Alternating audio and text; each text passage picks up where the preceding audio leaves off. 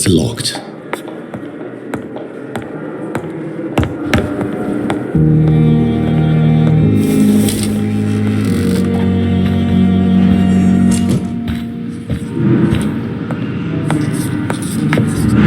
Evening, Edgar. Could I get your professional opinion? Please speak, but I have something important to tell you. This strain of flu, it's very different from the one I saw in Europe. It's downright peculiar. Really? What makes you say that?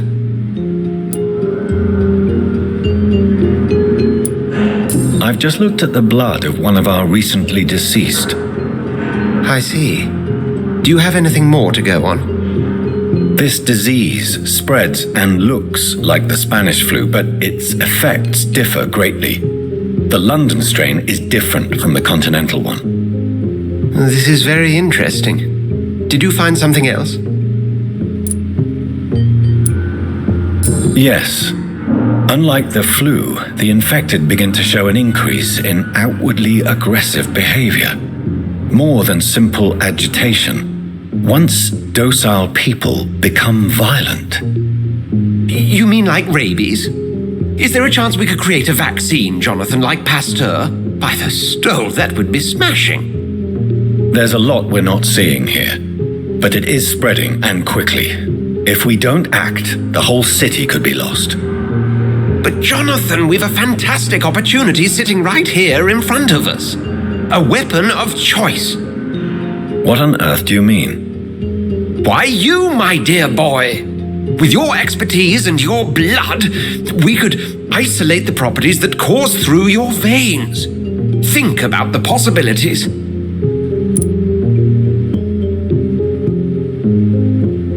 But the risk of infection using vampire blood could compound the situation. I know, but your blood now carries remarkable regenerative properties. With our minds and your blood, there's nothing we couldn't cure. We'll discuss this more later.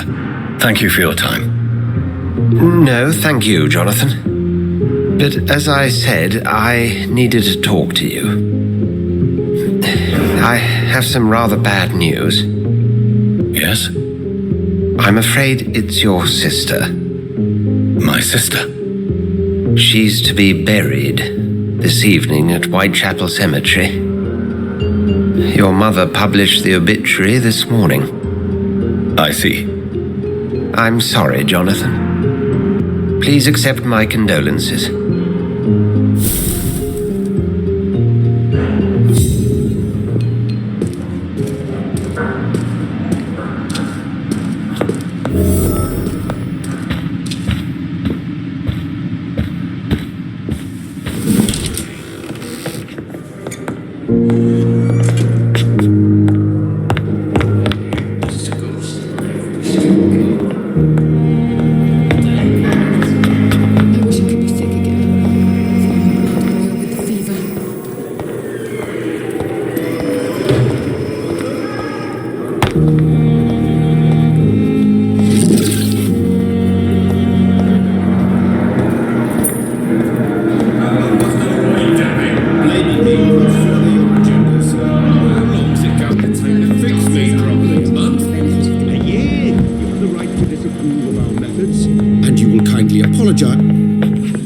Good evening, Doctor. I believe we're going to be working together. Dr. Reed. Dr. Swansea informed us of your arrival, but I could not dare to believe we'd have such good fortune. Such an honor, sir. Thank you. And you are? I am Thoreau Strickland, Dr. Thoreau Strickland. I'm a great admirer of your work, Dr. Reed.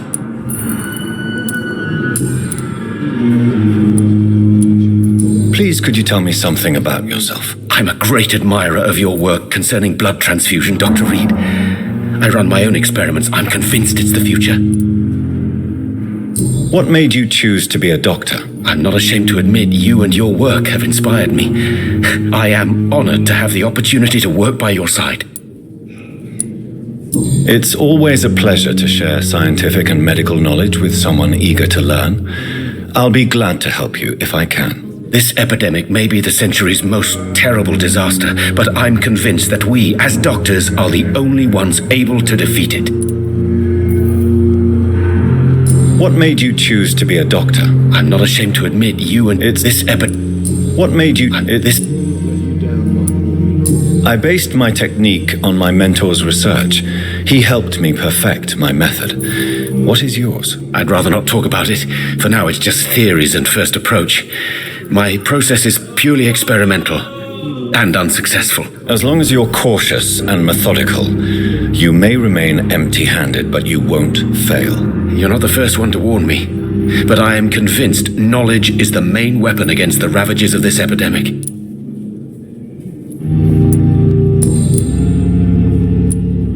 What can you tell me about the Pembroke? Well, it has always been an honor to work with Dr. Swansea. But with your arrival, I can't think of a better opportunity to learn about blood transfusion. You seem quite optimistic.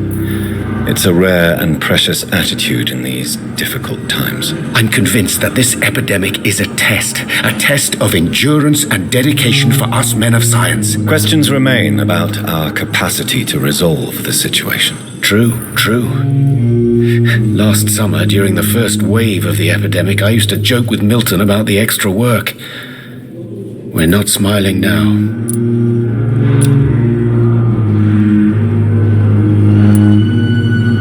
Do you need help with anything in particular? Well, yes, maybe. I'm waiting for a batch of products I ordered for my personal research, yet my supplier seems to have vanished. Do you want me to play the errand boy for you? Oh no, Dr. Reed. But if you went personally to his shop, what with your reputation and all, he wouldn't dare to refuse the products I need. I see. Well, give me the address, for I may pass by if I have time.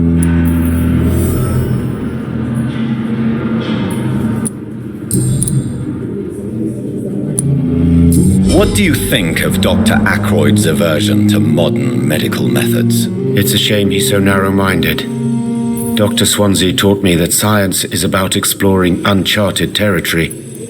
I'm convinced that's true. With the influenza and all that's going on, you should put your differences aside, don't you think? Why is it so difficult to work together? I believe that if Dr. Ackroyd had been the one to discover the transfusion process, he would be the first to recommend its use. So you believe it's just a question of jealousy and pride? Dr. Ackroyd is as proud as he is blinded by his obsolete concept of medical science.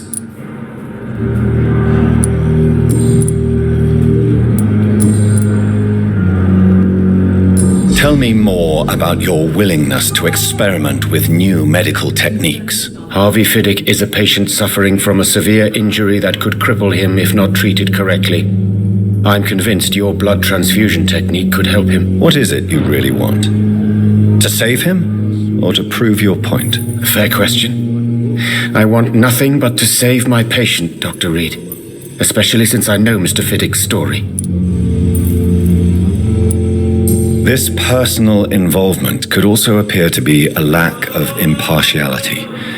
You must know that a good surgeon must remain neutral. I agree. But that does not excuse Dr. Ackroyd's behavior, a man who did not even take time to converse with his patient. Do you think keeping his distance was a mistake?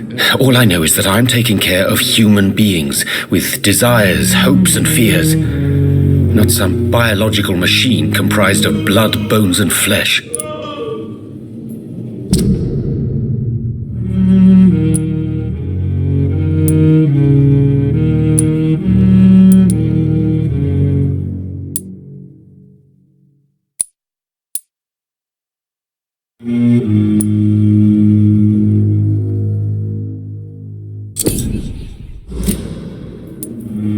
Tell me Mr. Fiddick's story. Our first diagnosis was compromised because Mr. Fiddick lied to us about the real origin of his injury. He first claimed it was an accident. But why would he hide such crucial information from us? Because he is a proud father, ashamed of putting his children at risk because of his own negligence.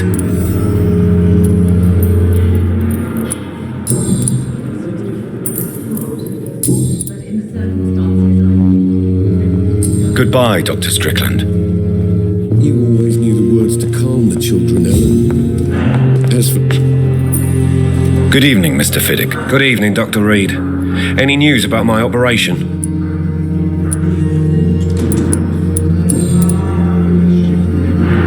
Tell me about your injury, Harvey. Why do you feel so guilty about it? My wife died because of me. And now I may lose everything because I've been careless enough to hurt myself. What an arsehole.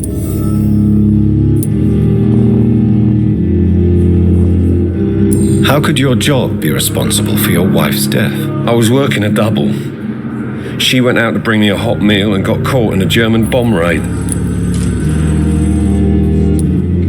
You can't hold yourself responsible for your injury, Mr. Fiddick, unless you tried to hurt yourself.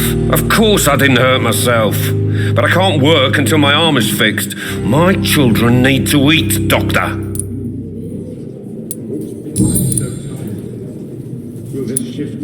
Tell me more about the death of your wife, Harvey. 1915. I was in the army, building workshops for the Royal Flying Corps.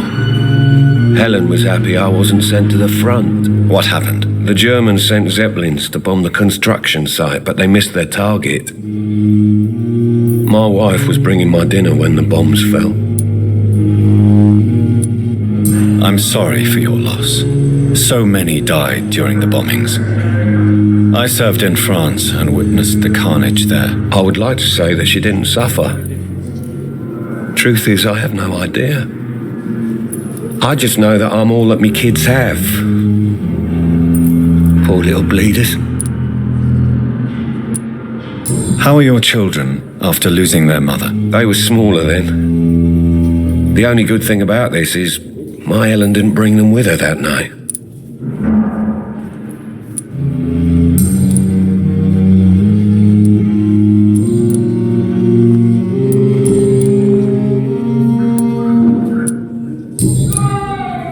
Goodbye for now, Mr. Fiddick. I'll see you later. You always knew the words to calm the children, Helen. As for me, what a blundering idiot.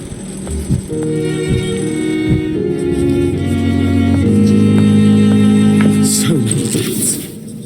And still more coming. How can we be sure we're making a difference?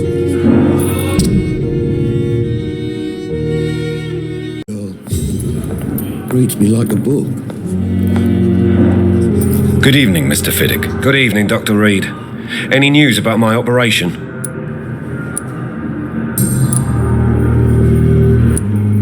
You seem worried about the safety of your family, and it's obviously the reason why your wound troubles you so much. I cannot give up on my children now. They both need me living. What about their mother, if I may ask? She died in 1915 during one of the first Zeppelin raids. We never found her body.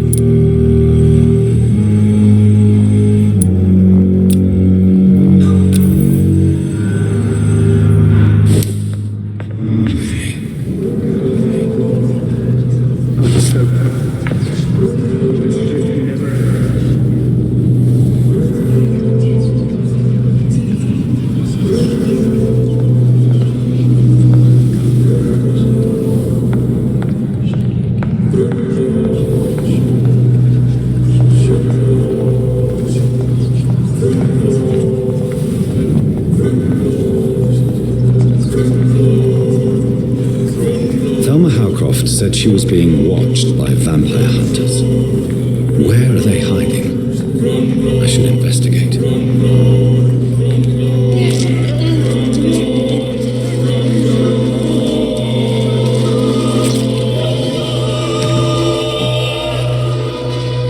All I wanted was to go back to work, to take care of my children.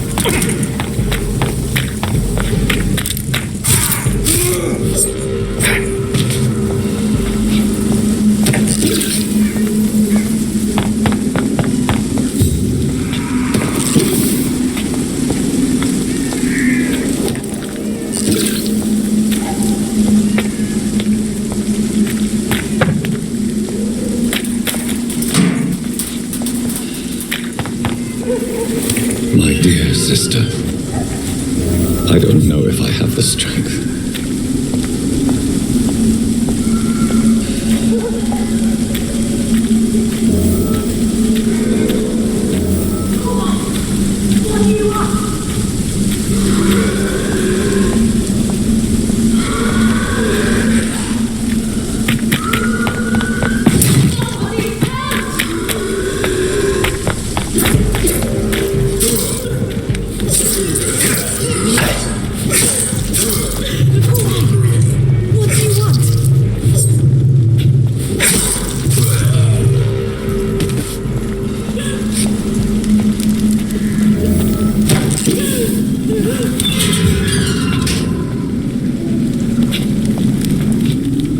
Are you all right, miss? I don't know.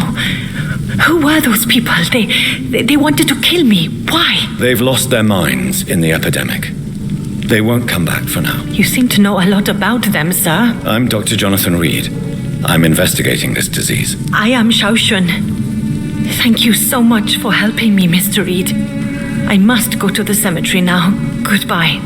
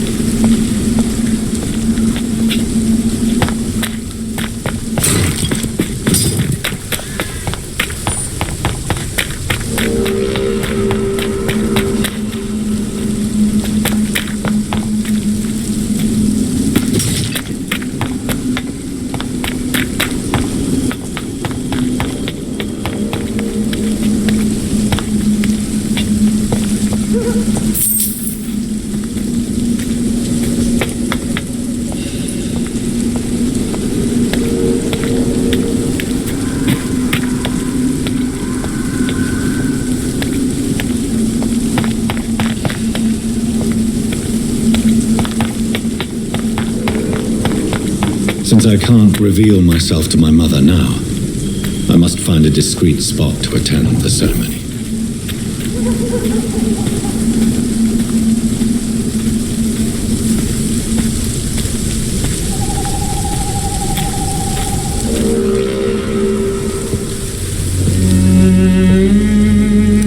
I am the resurrection and the life. He that believeth in me, though he were dead, yet shall he live. And whosoever liveth and believeth in me shall never die. We commend unto thy hands of mercy, most merciful Father, the soul of our sister departed, and we commit her body to the ground. Earth to earth, ashes to ashes, dust to dust.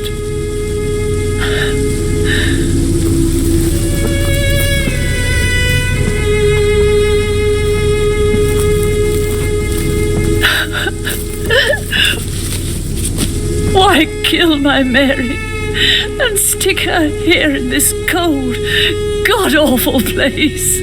These are the legal requirements for the epidemic, madam. Oh, Avery, I feel so tired. Please take me home. Yes, madam.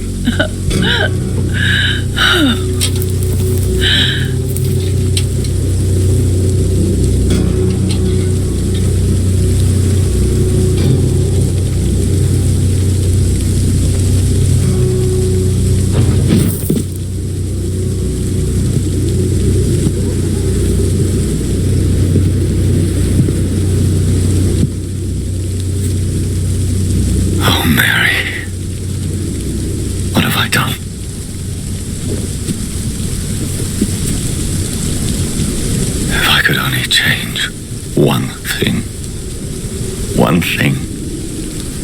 This is a nightmare. Jonathan, there is nothing you can do but accept it.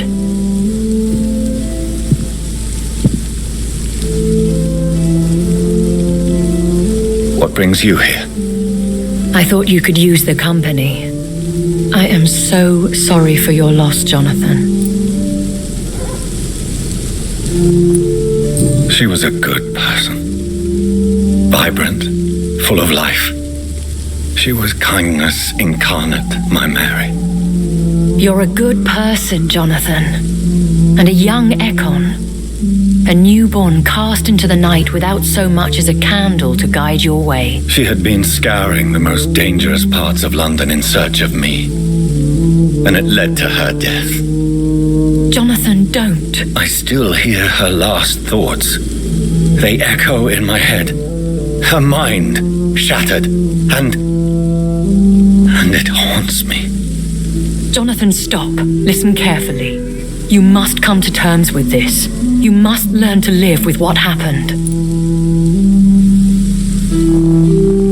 How can I?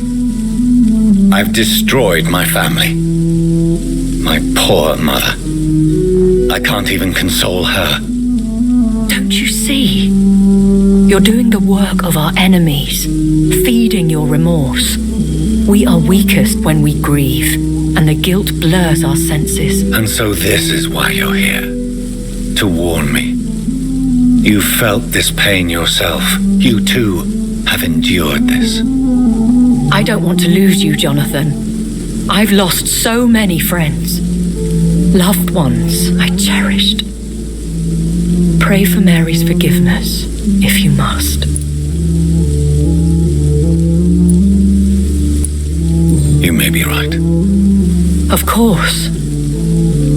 I've stared upon this world for centuries, and time has taught me to deal with guilt, if not erase it. What should I do then? St. Mary's Church is not far from here. Go there and make your peace. Find the solace you need. My lady wants me to confess. No, Jonathan. It's you who wants to confess, I think.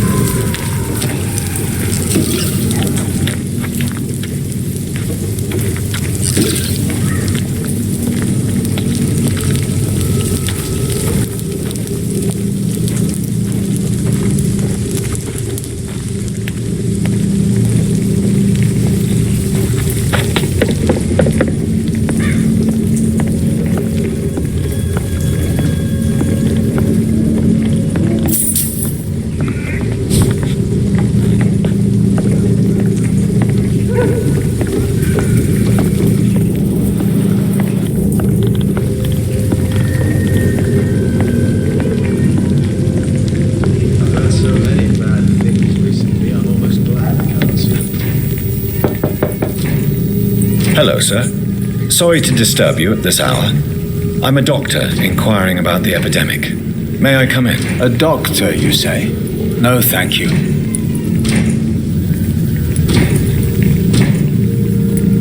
All right. I shan't insist. Goodbye for now, sir.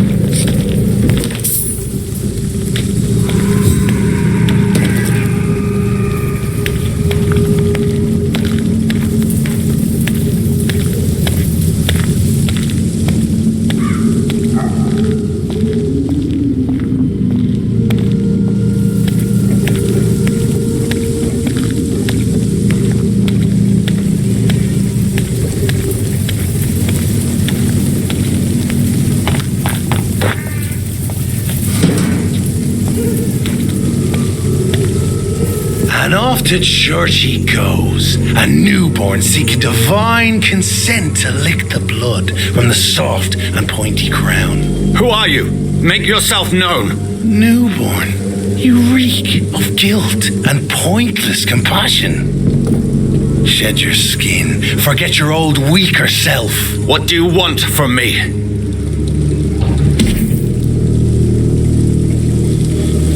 Ascalon does not approve of lone wolves who bring unwanted eyes to our pastures. So your name is Ascalon?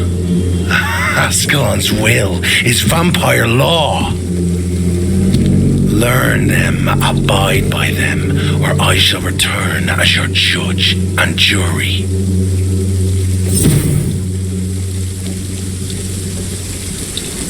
These immortals try my patience with their plans and unsolicited counsel.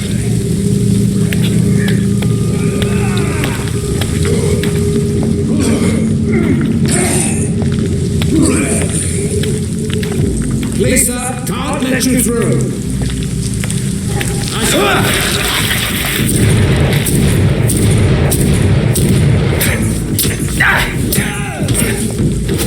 This man stunned me with his face, his crucifix, This is not good news.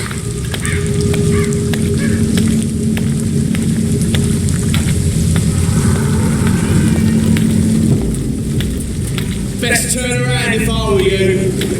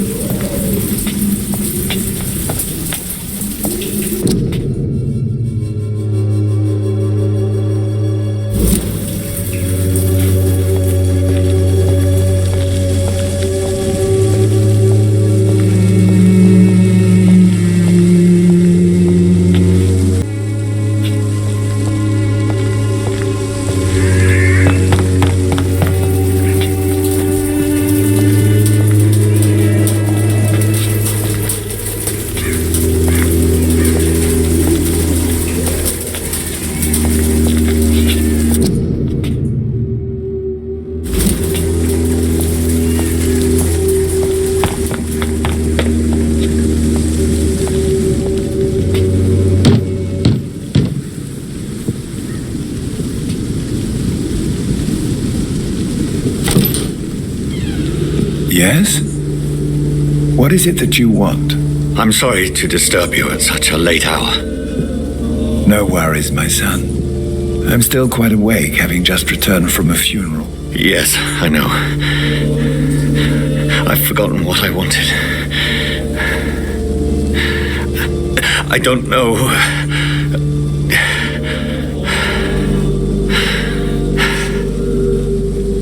May I help you, child? You seem somewhat perturbed. I haven't the strength to cross the threshold. I wish to pray, to cleanse my soul.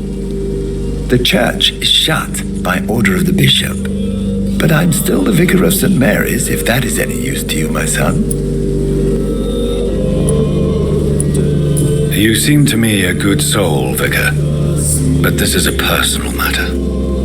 There are no secrets from God, my son. If your heart needs comfort, consider me your chapel, for I can be as silent as stone. I've words for one departed. They're not for living ears to hear. Your eyes burn with rage, yet I see the pain that lies beyond. I am here to lighten the burden of all God's creatures. Whatever you tell me is between us and the Lord. Very well, priest, as you seem quite adamant. Open your heart, my son. Tell me what burdens you. With whom do you wish to speak? She was my sister. You seem so troubled by the loss of this girl. What happened to her? She was murdered. I see. And how are you feeling, my son? She died because of me. How do you think I feel? I have a final question for you, my son. This is of the utmost importance. Ask your question, vicar. What words would you like to say to your poor sister? I'm so sorry, Mary. I promise to find who is responsible for all this. I'll put an end to this horror. You have been heard, my son, and your burden will lighten if your words are sincere. Go in peace now and live your life in the way she would have wanted.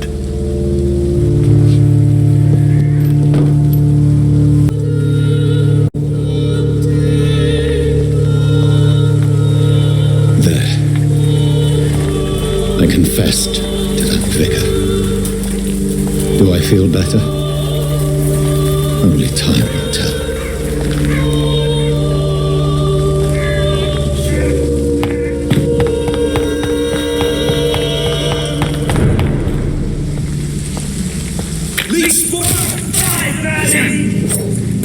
He's so fucking fast!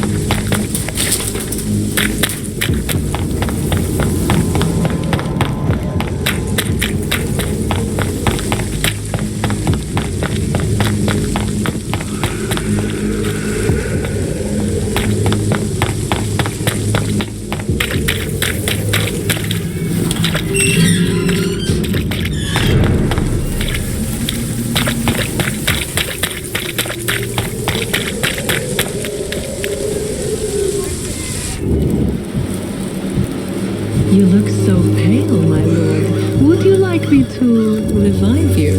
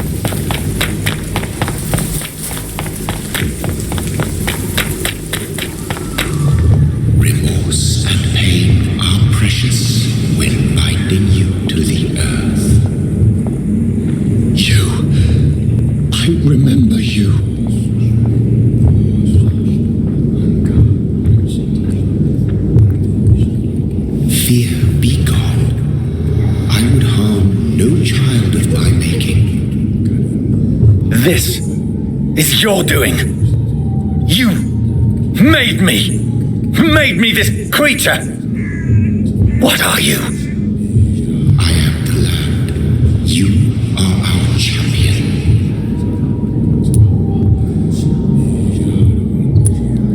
Riddles and rhymes. You took my life. Now you insult my mind. Be still, my child. I bring understanding. What is it you seek? This age is sickly. An ancient poison, an older rage, brewed in a cauldron newly forged. This has something to do with the epidemic. Seek truth, my champion. Defeat the serpent of knowing with iron spur.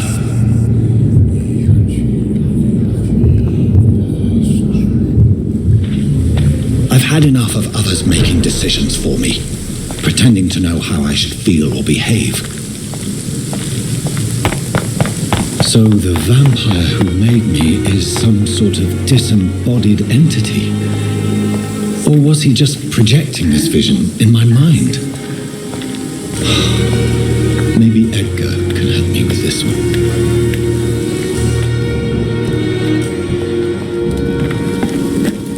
Good evening.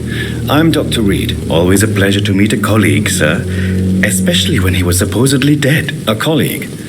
Are you a doctor too? Not anymore, sir.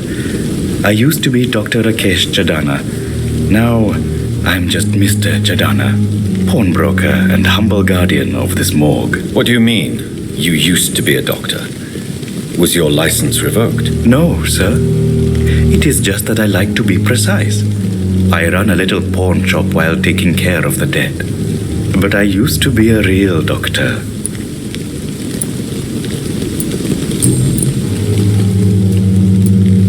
you work here alone? Yes, very easy work, sir. All I have to do is watch a few bodies. The situation was very different when the main morgue was still open.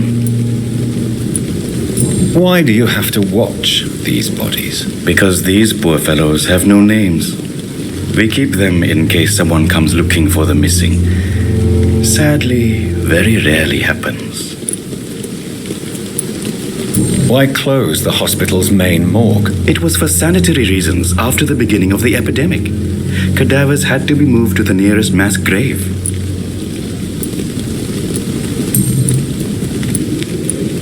Are you afraid or uneasy being surrounded by so many corpses? Why should I? These bodies are empty vessels. Flesh left to decay. Poof! No soul anymore. All gone. An interesting point of view. And quite an exotic one, too. Most people fear or at least have a respect for dead flesh. Sir, as a medic during the war, I learned to face my death and the death of others. It's the pain we have to tame, not death itself. How did you get this job? After I left the army, I worked as an undertaker down by the docks. A dangerous place with many an unpleasant business there. Milton Hooks helped me get a job here. Have we met before? I don't think so, sir.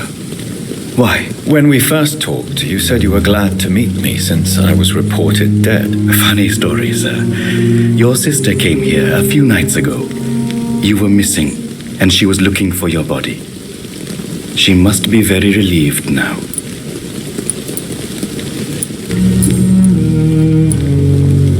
Please show me what you have to sell. Of course. It's just trinkets and curios, really.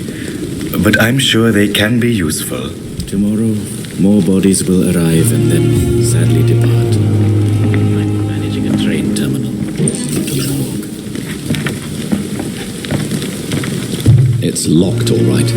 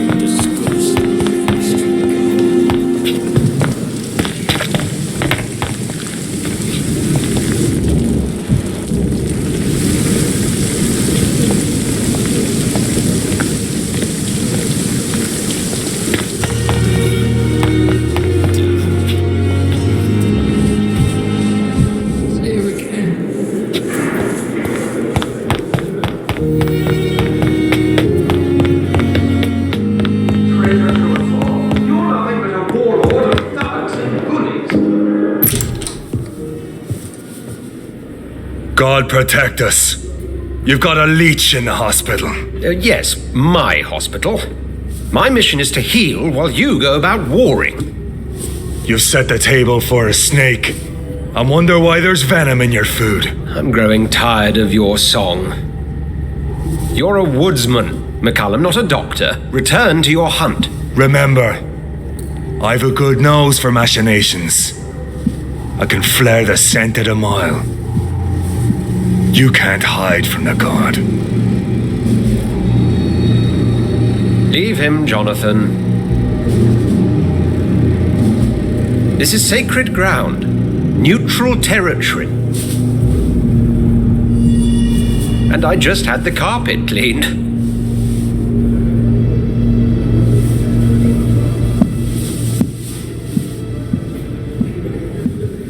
By the sacred stole, this is very bad news.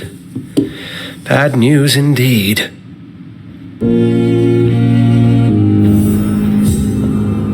What happened? The hospital has been attacked.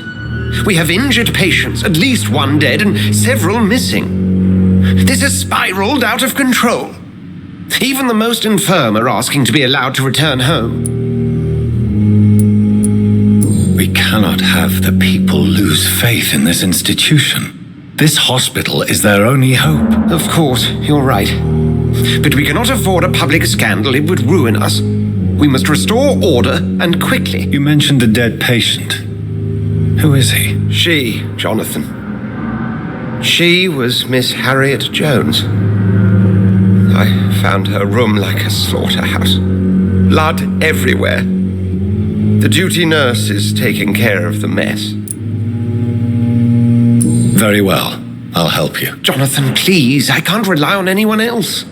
And this concerns you as it involves vampires. Someone has taken advantage of our more liberal tendencies here. In what way? Jonathan, I may turn my head when you or her ladyship indulge, but I will not allow this place to become a nest for street feeders. Please then, tell me. Sean Hampton, the man we thought we'd saved at the docks. It seems he was infected after all. So Hampton became more beast than man. Exactly. And now Guard of Prewen suspects the hospital of vampire activity. Do you realize what that could mean for us?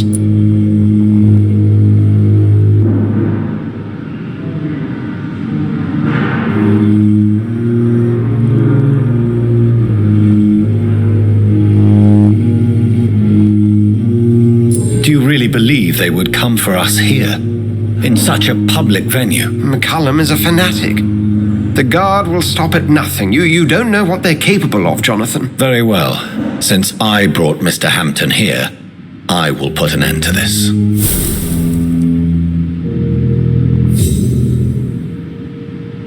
If you don't mind, I have a few questions. I'd be delighted to help you if I'm able.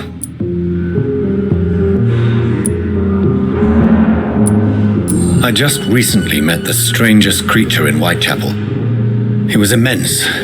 He mocked me and accused me of hypocrisy. Perhaps it was a scowl. London's streets are overflowing with them these days.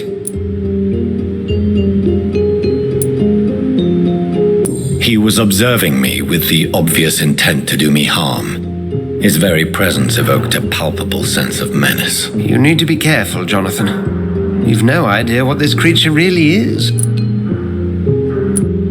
It was a vampire, all right. But what kind, I'm not sure. He was large and very fast. If you find anything more about this creature, the Brotherhood would greatly appreciate any information you could spare.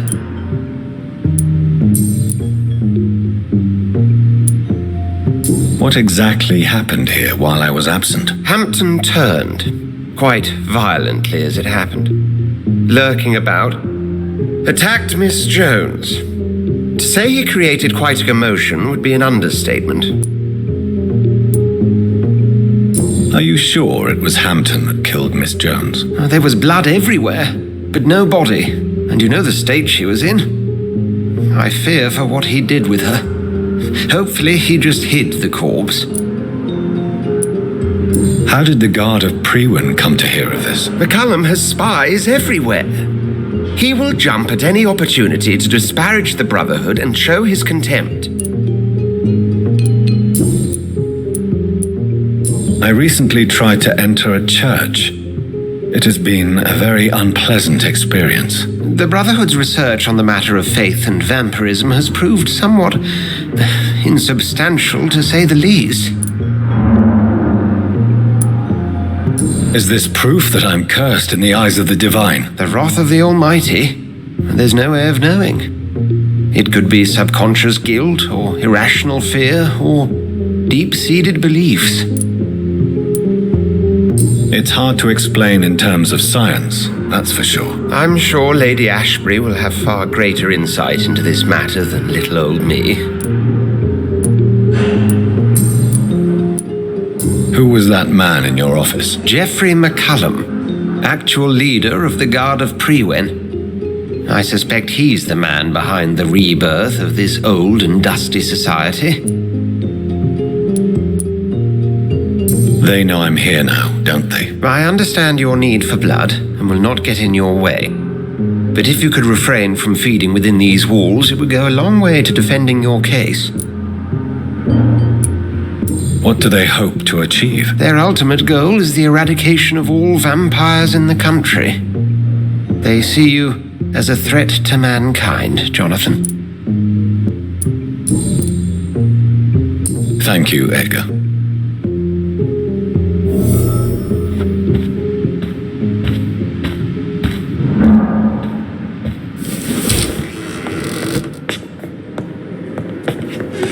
Sean Hampton lives and breathes for the well-being of his flock.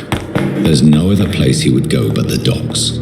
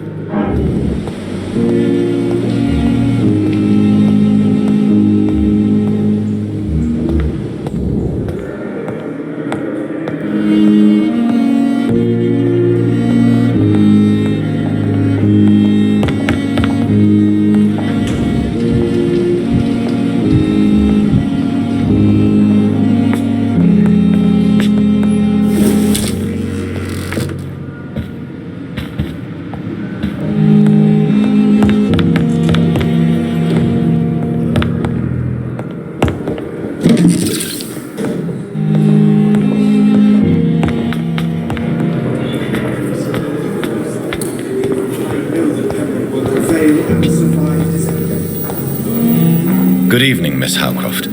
How are you tonight? I need blood, Doctor. Warm, rich, vibrant blood.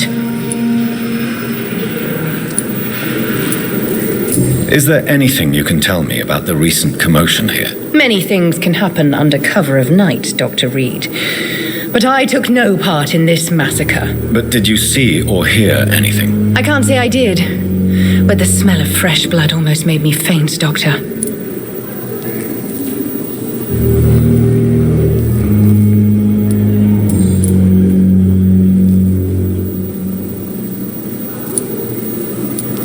Who are you really, Miss Howcroft? I mean, apart from being a vampire. Is that not enough for you, puny mortal? What do you require? Proof of my powers? I'm curious to know who you were before becoming a vampire. It was such a long time ago, I don't remember. Centuries of unholy life can have strange effects on one's minds, you see?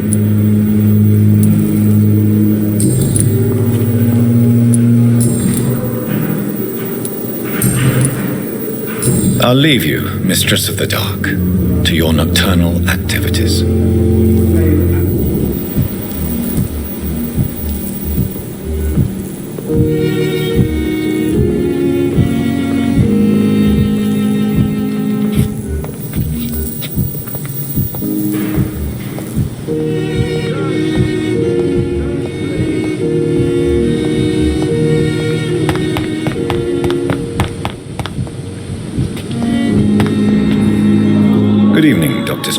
Have you seen any suspicious activity in the vicinity, Dr. Reed? No more than usual. This is no laughing matter, Dr. Reed. A patient of mine has been murdered. Mr. Fiddick is dead. I should have been more cautious. Can you tell me anything about the recent commotion in the hospital? I'm sure it was not your fault, Dr. Reed. My fault? What do you mean? Oh, nothing. It's just... I heard it was you who brought the murderer inside our walls. But you couldn't know, could you? Why are you blaming yourself for the death of Mr. Fiddick? It is our fault. Mr. Fiddick has stayed longer than needed here because Dr. Ackroyd and I could not agree on the correct treatment. This argument has nothing to do with his death. He was murdered. But if we had performed the surgery sooner, he would have left the hospital and avoided this fate.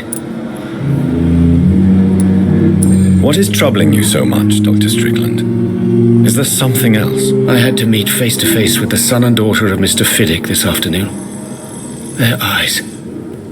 I could barely stand before their accusing gaze. This difficult task is part of our job, Dr. Strickland. It's our responsibility. I know. As I also know they'll never get the answer to the question they daren't ask. They were the embodiment of cold fatalism.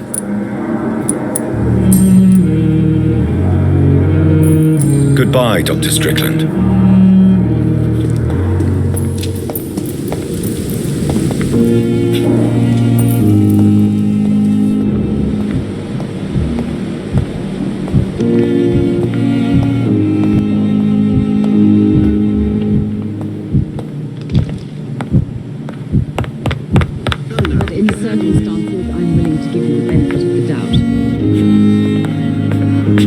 Good evening, madam. Can I help you? It's my son who needs you, sir.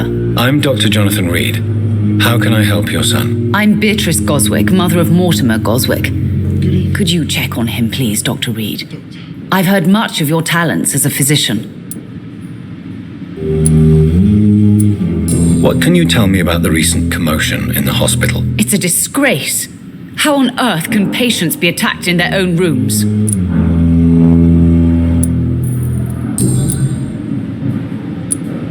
What can you tell me about yourself, Mrs. Goswick? Not much to say. Just take care of my Mortimer and I'll cover all the expenses. That's all that matters. Are you really that rich? Most of the patients here are of a more humble origin, if I may say so.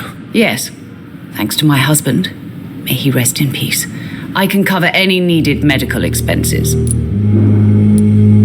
May I ask if you have an occupation, Mrs. Goswick? I'm a teacher by profession. I teach young women who are more ambitious about their futures than their families.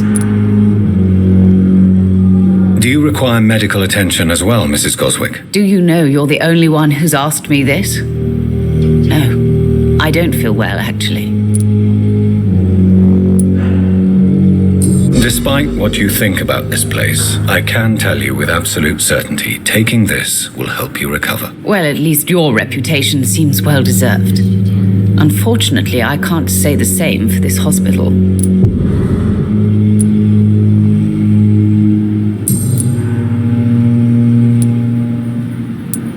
What can you tell me about yourself, Mrs. Goswick? Not much to say. Just take care of my Mortimer and I'll cover all the expenses. That's all that matters. What do you think of your reception here? Any complaints? I have had the uttermost reservations about this hospital since we arrived. But we had no other choice, considering the state of emergency. Is there something in particular that's bothering you? Some of the staff were not especially welcoming. I suspect they're not accustomed to dealing with patients of such social standing. Tell me more about your arrival at the Pembroke Hospital. What gave you such a bad first impression? The ambulance driver was quite rude, for a start. And that nurse, Miss Hawkins, seems to have quite a dubious attitude. What do you mean? She managed to secure a bed for my son despite the epidemic. It was a relief, but it wasn't cheap. She charged you for a bed? Yes, and I paid without question, considering the urgency of the situation.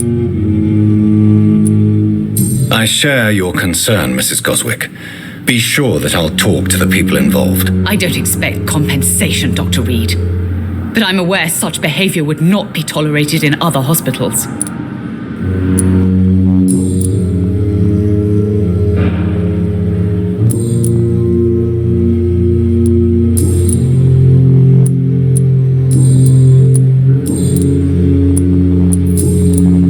Goodbye, Mrs. Goswick. This hospital seems to be falling apart. Good evening. I'm Dr. Reed. Can I help at all? No. Really? Why are you here then? I don't want to talk. My throat hurts too much. I suppose that this pain is the reason you're here. Is someone taking care of you? Yes. And no. Could you at least tell me your name, sir? Mortimer. Mortimer Goswick. Do you need any help? I'm afraid I may, sir. I don't mean to be a burden. You are not a burden, sir.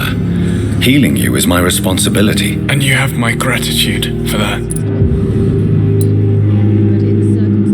What can you tell me about the recent commotion in the hospital? I had shouting coming from the first floor.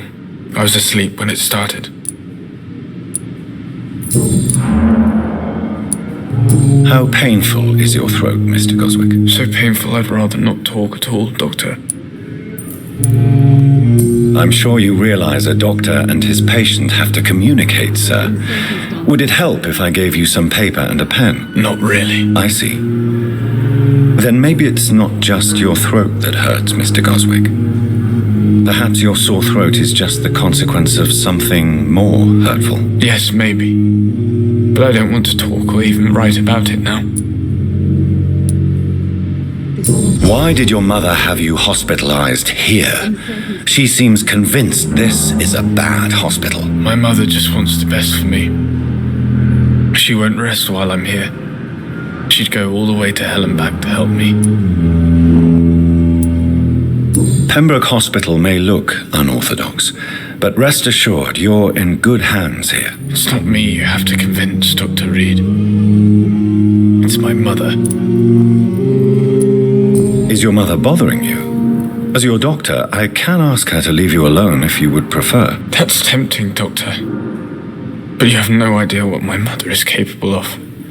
She would tie herself to my bed if you asked her to leave.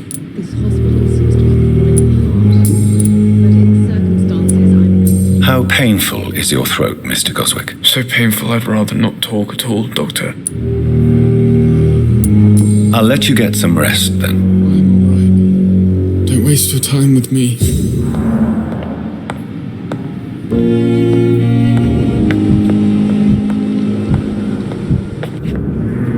Good evening, Dr. Ackroyd. You're the last person that I want to see right now, Dr. Reed. I see that you are as friendly as ever. Are you really going to ask me why? That would just be more evidence of your selfishness. Do you need my assistance? Don't be ridiculous. I'm capable of dealing with this myself. I've just not taken the time to do so. Then you are lucky that I have taken the time to do so. Consider it a gesture of solidarity between professionals. I wish this hospital could have received as much attention from you, Dr. Reed. We do not see you in surgery very often.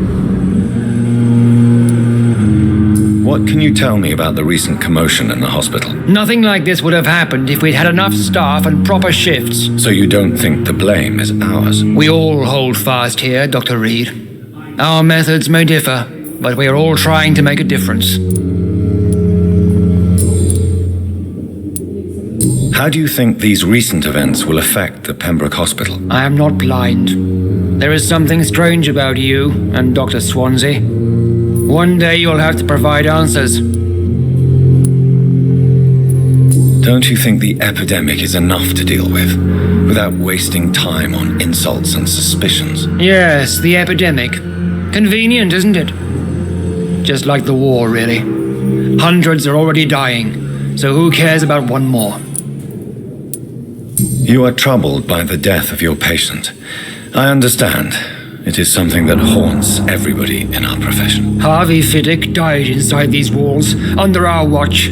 We failed him, all of us.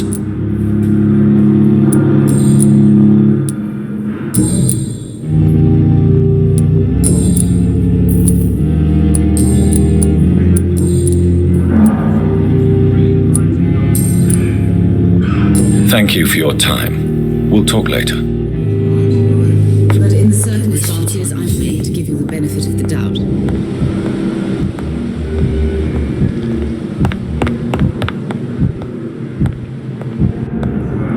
Good evening, Dr. Reed. Do Do you need my medical attention, dear colleague? I would have been confused if anyone other than you had asked that question, Dr. Reed. But your help is welcomed.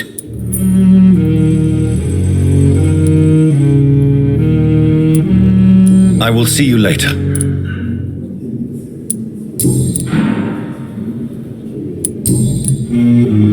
Goodbye, Dr. Strickland.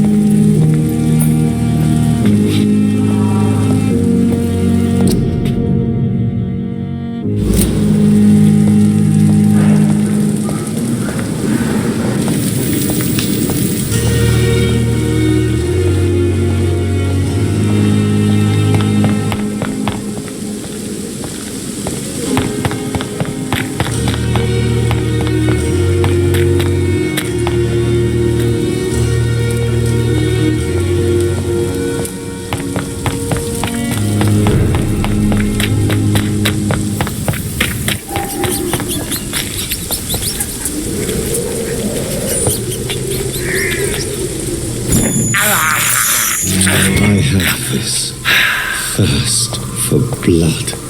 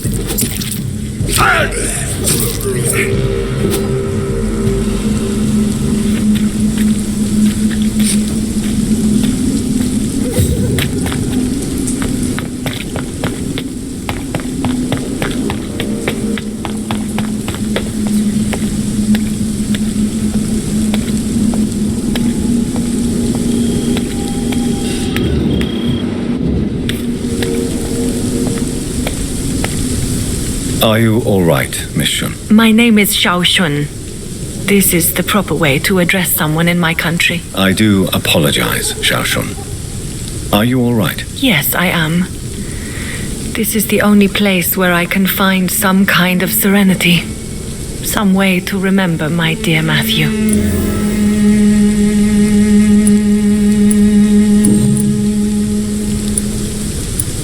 Are you on your own? Do you have any friends or family who you could be with? I have family and friends, but I need to be here alone. One day maybe I'll go back to them, but not now. I need silence, and I need sadness. I've seen many deaths in my life, and we all grieve in our own way. Some stay silent, or need to shout. Others need company, and some just can't stand it. Thank you for your sincere words, Dr. Reed. I sense you trying to help me, even if I don't quite understand why. Tell me how your husband died, Xiaoshun. Matthew died of the Spanish flu, like so many others. It's a mundane cause of death these days, but for me it meant the end of the world. At this time, there is so little medical science can do to defeat this terrible epidemic. I'm truly sorry. The worst thing is not his death, even if it tears me apart. The worst is not to have seen it coming, to have lost him so quickly, even before realizing it. Did he hide his condition from you? Matthew was a smiling type, a happy sort. Everything that I am not. Did he laugh at his death to come, or did he not realize what was going to happen? I'll never know. The Spanish flu may be the worst disease mankind has ever faced. Why are you blaming yourself? You don't understand. I didn't know he was so sick. I didn't realize the gravity of his situation until it was too late. As harsh as this sounds, we are all equally vulnerable to this awful disease. It can take the strongest man in just a couple of days. I never said goodbye to Matthew. We never realized how bad it was. We laughed about it even. He always made me laugh. Now I don't have enough tears to shed.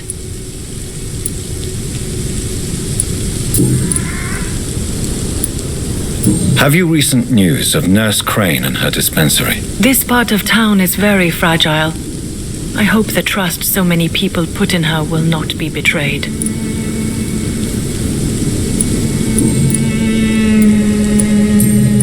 How do you feel? Physically speaking, I mean. I'm as well as can be expected, Doctor.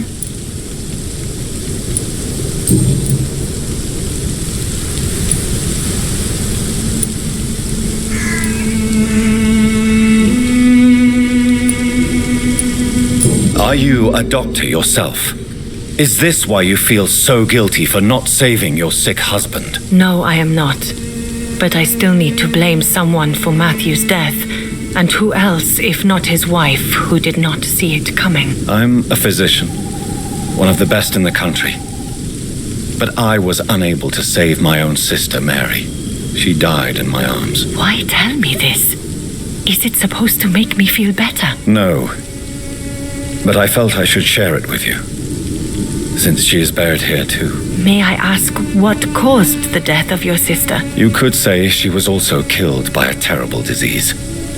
A disease I have sworn to fight and cure, no matter how long it takes. Thank you for sharing that with me, Dr. Reed. Maybe it's time we start to rebuild our lives, you and I. You should go home now. I think you're right. Cemeteries are for the dead, for they need silence too. Thank you for your honesty and your wisdom, Dr. Reed. Thank you for your company, Xiaoshun. Take care on the way home. Maybe I'll see you again in Whitechapel. Goodbye for now. You realize you can't stay here forever, don't you? Eventually you'll have to leave the cemetery. Why? Why should I go? Since this is the only place I can find peace of mind. To be honest, I don't know. Please forgive me if I've upset you.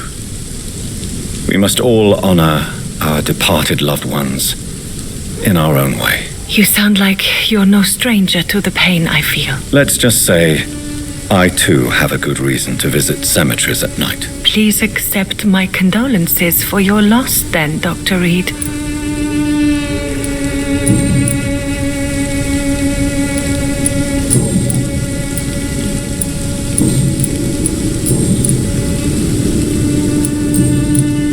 Goodbye for now.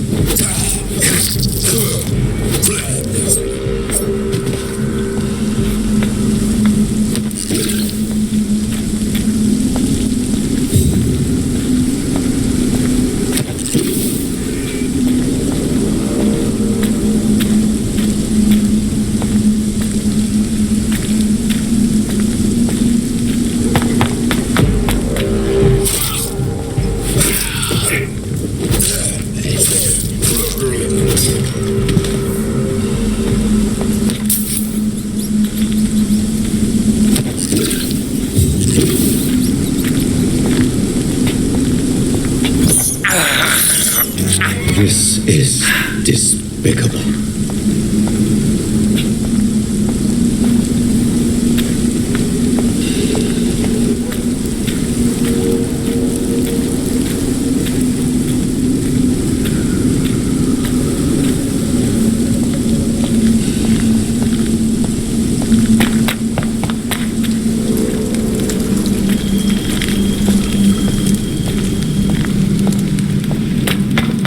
Carnage.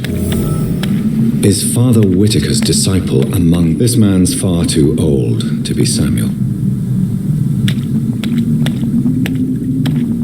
No. By the look of his clothes, this man's a docker.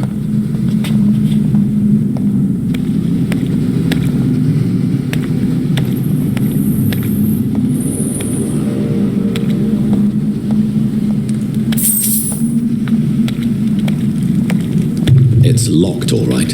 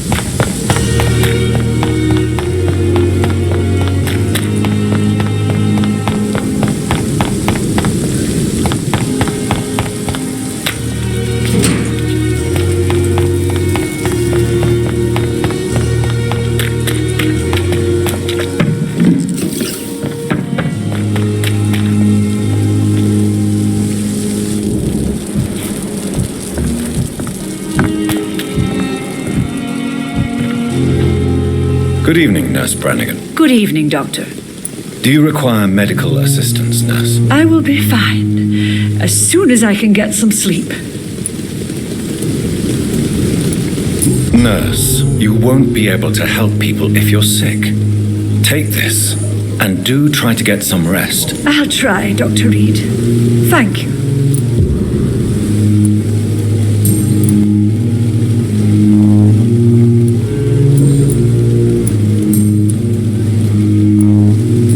Why does Dr. Tippett's claim you're the main reason he keeps working, despite his fatigue? If it wasn't for him, I probably would have left the Pembroke years ago.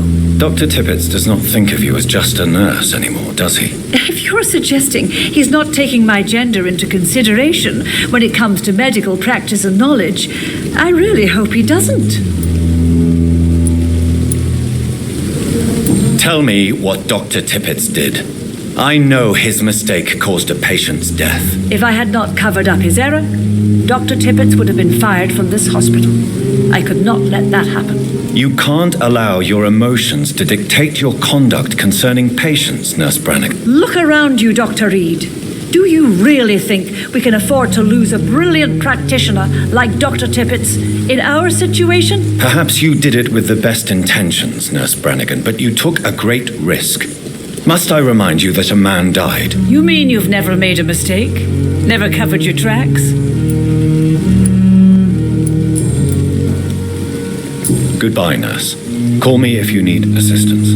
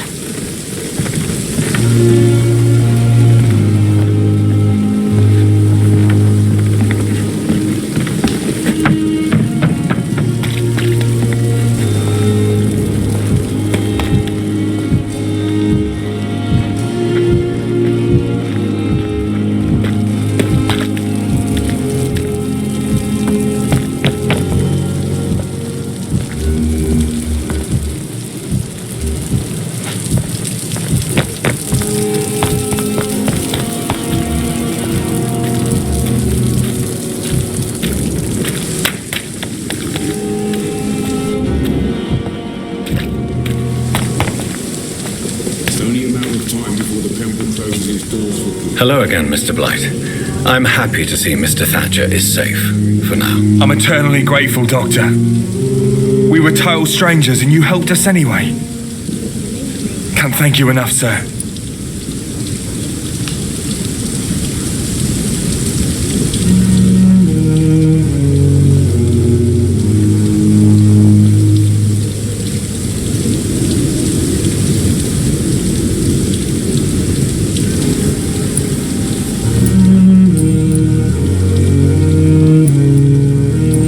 Always welcome at the Pembroke Hospital. As a former officer, I'll be honoured to welcome a fellow veteran. I'm not giving up on bringing Oswald back to the hospital. I just need to convince him that he needs some help. Perhaps he needs to reach that decision by himself. Could you speak to him? He doesn't usually listen to doctors, but perhaps because you've been through it, you can talk him round. Why do you stay here now that Mr. Thatcher's back? It's complicated. Since the war, Oswald's been really nervous with the idea of entering any hospital. And me, I've got my own issues. Can you speak about them? Rats, sir. Even seeing one, they turn me. Just want to run. It's that fear that stopped me from going after Oswald when he left. What can you tell me about the war, Mr. Blight? If you want to speak about it, of course. War was... well, you know, sir. The stench of death everywhere. Your mates lying bleeding in the mud. Just praying to make it through and get home. Bloody nightmare. Did you know Oswald Thatcher before the war? No. We met in the battlefield. I think we're in the same boat to France. We've stuck together ever since. I fought in France too. I served as a field surgeon, but it was not uncommon to repel an assault, especially at night. Yeah. The first time I was wounded, I had to protect the infirmary from hostiles. Twice.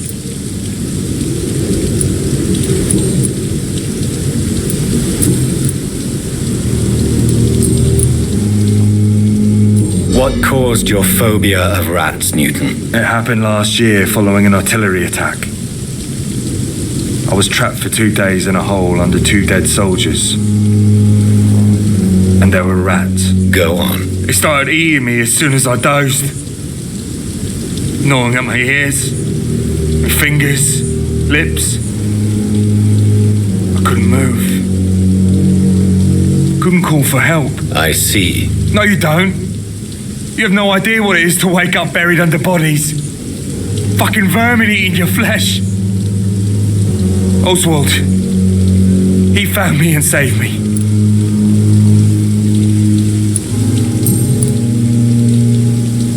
Goodbye, Mr. Blight. Take care of yourself.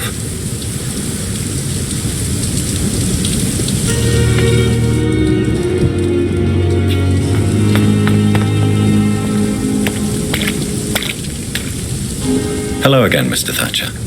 Do you feel any better now? Yes. This neighbourhood may stink of dog shit and reek of piss, but to me it smells like the purest mountain air. Do you need medical attention? Don't get me wrong, sir. I'm grateful for what you've done, but I've never felt comfortable with doctors. I will see you later. Mr. Thatcher, do you have a job? No. Since I came back from the war, I spent most of my time and energy just trying to forget. I understand what you mean. I was a soldier too. No. Nobody can truly understand what I've gone through. Why were you locked in that sewer? What happened? I went by the canal after an argument with a friend. Got chased by these fucking wankers and had to barricade myself in, despite my claustrophobia. Why did you run? What was the reason for your argument? Newton wanted me to go to a hospital, but I can't stand being closed in. Makes me feel like I'm suffocating. Tell me about your claustrophobia. Has anyone given you an official diagnosis? That's what the bloody doctor said. But I don't want to go to a hospital to get checked again. I'll deal with it my own way.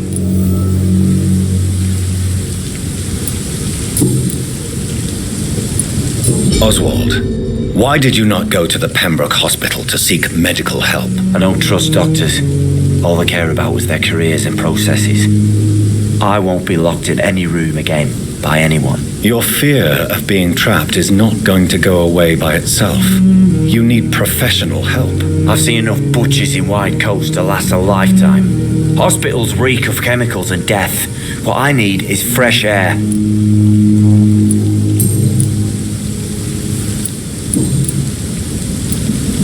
Do you want to talk about why you have this fear of being enclosed, Mr. Thatcher? No, I really don't.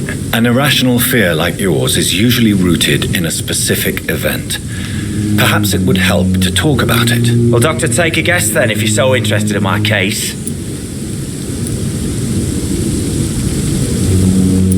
Perhaps you were trapped or locked in somewhere as a child. The horror of war could have brought this memory back to the surface. Are you joking? I grew up on a farm. I had a bloody fantastic childhood.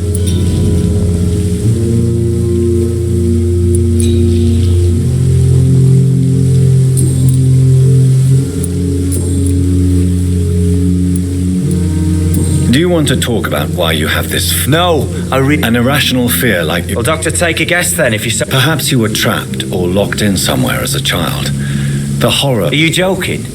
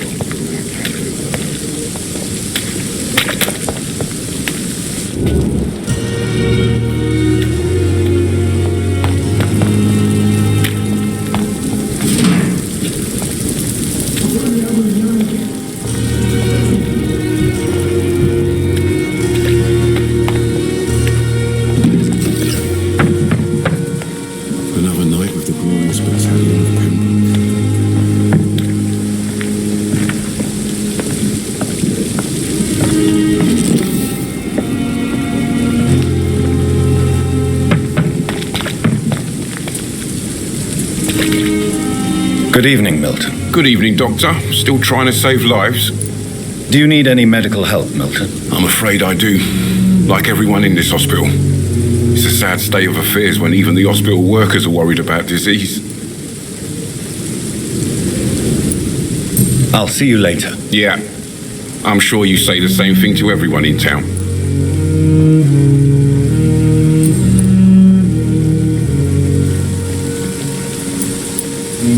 Why do you have such a mediocre reputation among your colleagues, Milton? Fuck them.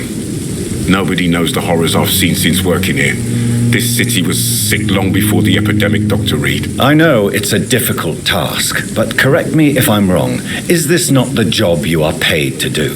I've seen babies left to die while their brothers were properly fed. Underage girls and boys sold to all manner of perverts. I'm sorry, I don't know what to say. Yeah, exactly. We lack words. So excuse me if I don't look on the bright side of life.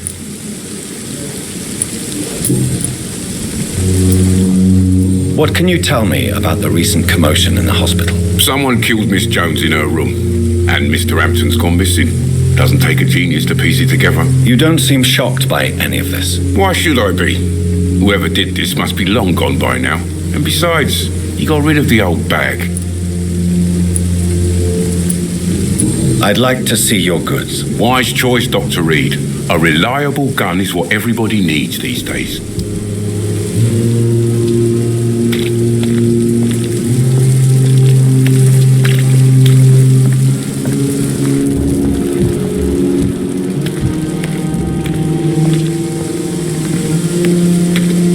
Oh, Jonathan, I cannot believe my eyes. Poor woman.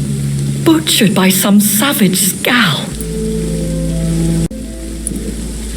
Yes, and I'm afraid I'm at least partially responsible. The man, the scowl, I brought him here. Jonathan, how could you say such a thing? Forgive me if I feel despondent, for there seems to be no end to the suffering and death that surrounds us. I'm always here for you, Jonathan. Have you embraced this woman, like the other patient, this Mr. Renfield? Her name was Amelia. And no, I did not kill her. I vowed a very long time ago that I would never take another life, unless they ask. Is there sufficient vitality in the blood of the sick and dying patients? Yes, Jonathan. The hunger gnaws at me every waking hour. Frankly, I'm starving. Temptation surrounds us. Rich, vital. How can you resist? Over the years, any pleasure I once gleaned from feeding is long gone. I drink for sustenance. And though I still thirst for more, I restrain myself.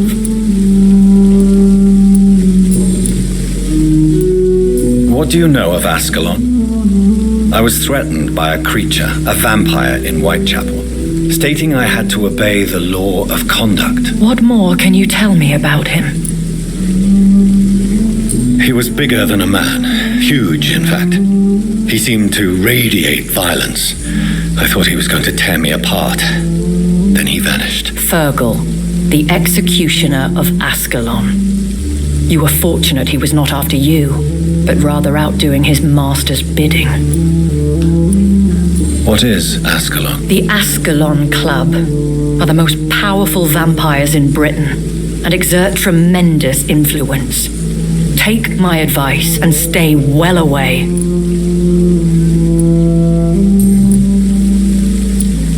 I have experienced a certain difficulty when faced with holy symbols or trying to enter religious buildings. Have you? Now that's quite a question. I don't know why, but yes, it has happened to me.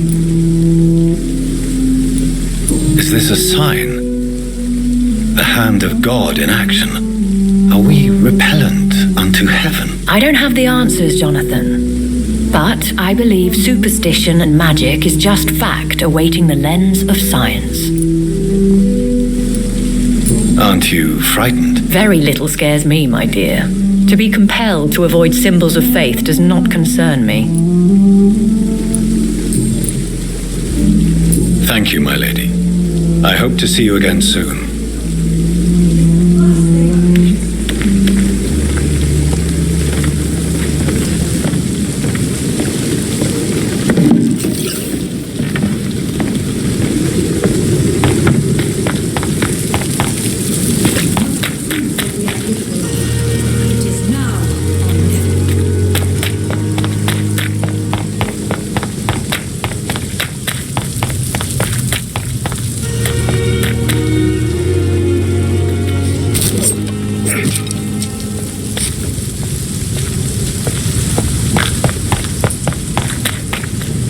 It seems the Priwen are redoubling their patrols in the district. I must be more careful.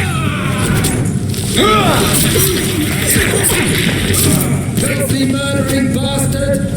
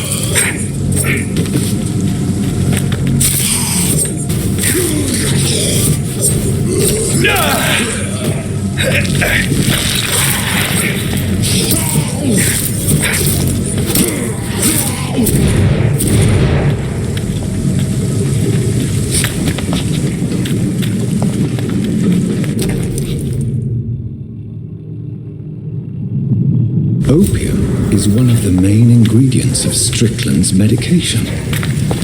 Never a good move.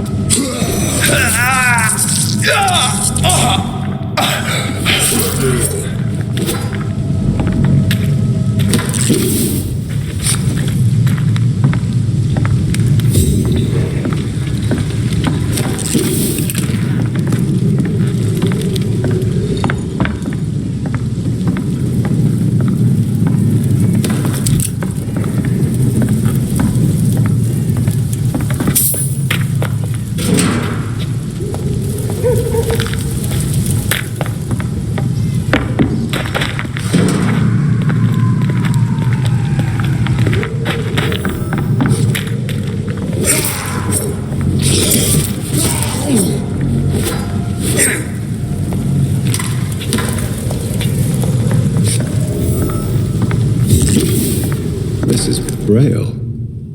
I need someone who can read this.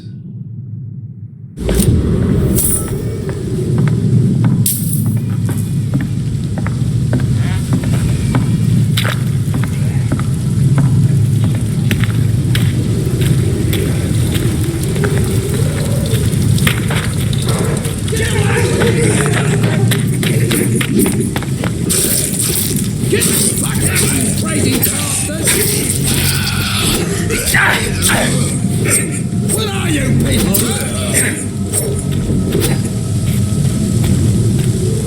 You won't get me here! Get out!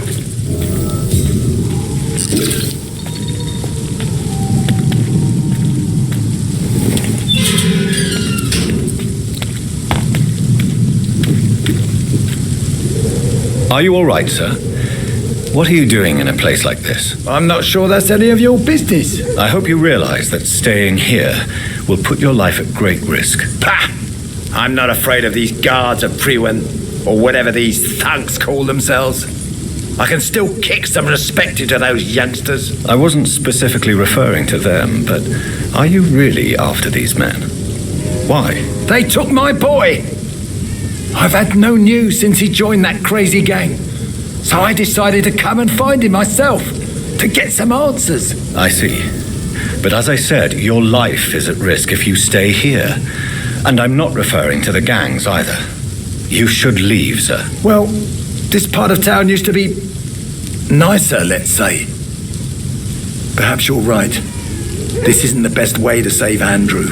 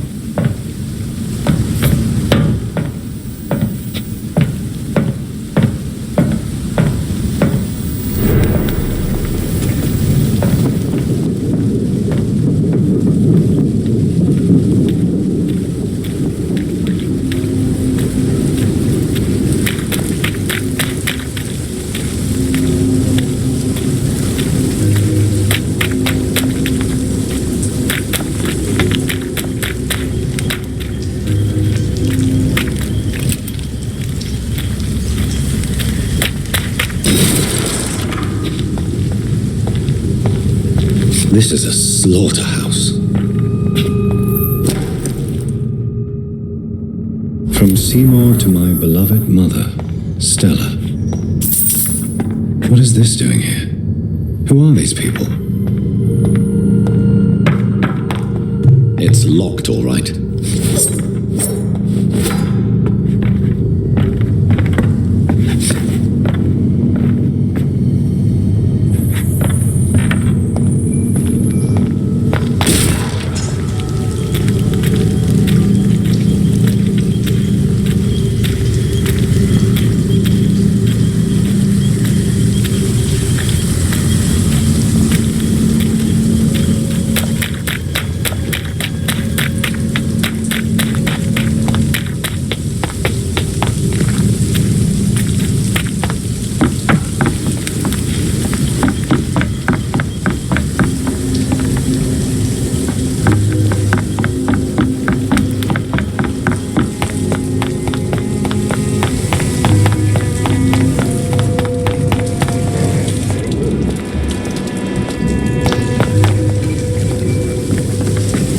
Hello, boy.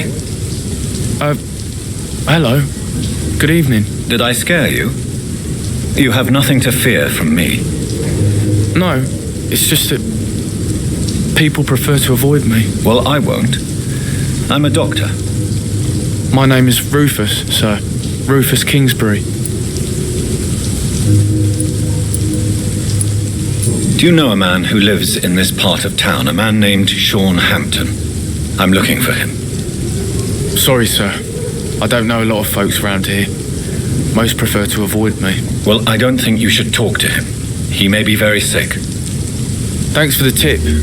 You might want to check the Turquoise Turtle. It's a pub not far from here.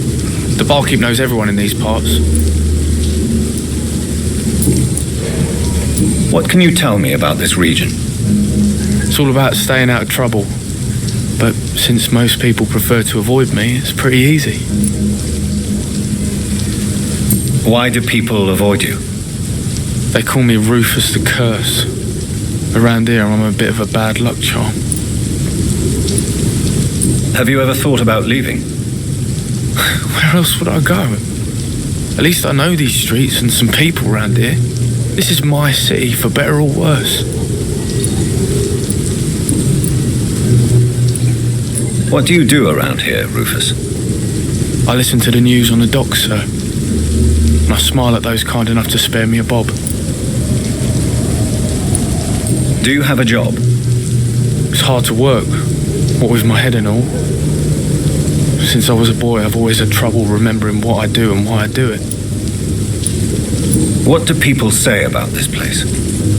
Things have been tense between the wet boot boys and the communists. They both feel they should run the docks.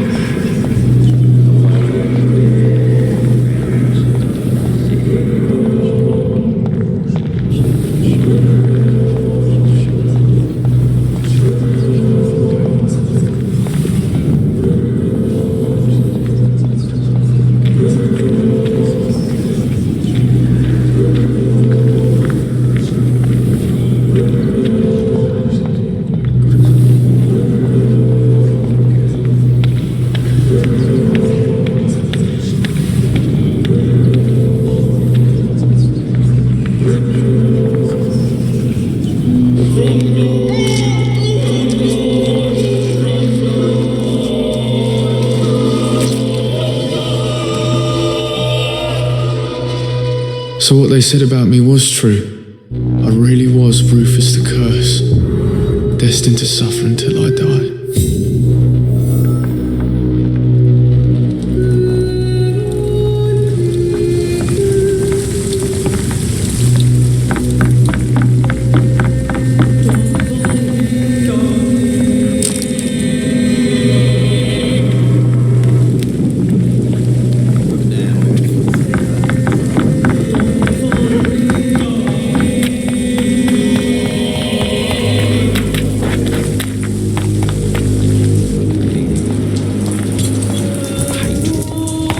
a wave of bitter death. Good evening, sir. Good evening. Why must it always be a good evening? I was just being polite. I'm Dr. Reed. I'd like to ask you some questions, if I may. Don't like questions, or doctors. And the name is Seymour Fishburne, if you must know. Any chance you can help me find Sean Hampton? The sad saint. Why would you talk to that cunt? Actually, that's confidential. Really? Well, go ask someone else then. I'm sure Tom Watts will gladly answer you.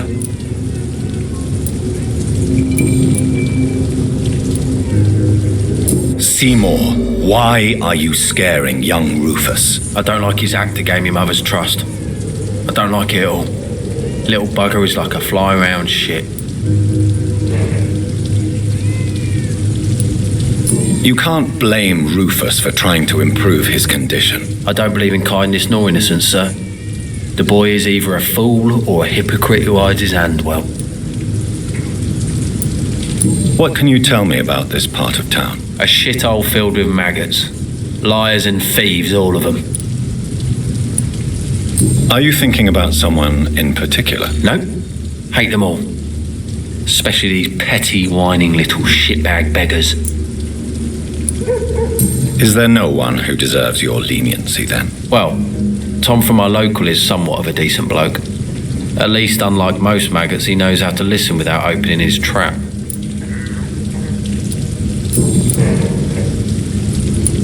What's your occupation? I take care of my mum. It's what I do. She's the only good thing in my life. Even though I don't treat her so good. You seem upset. Is something bothering you? I lost the necklace I bought her. I'm a fucking idiot. A worthless idiot. Sometimes it's hard to be a good son. I just want her to smile. No, I was thankful for her patience, appreciated like... God knows she deserves it.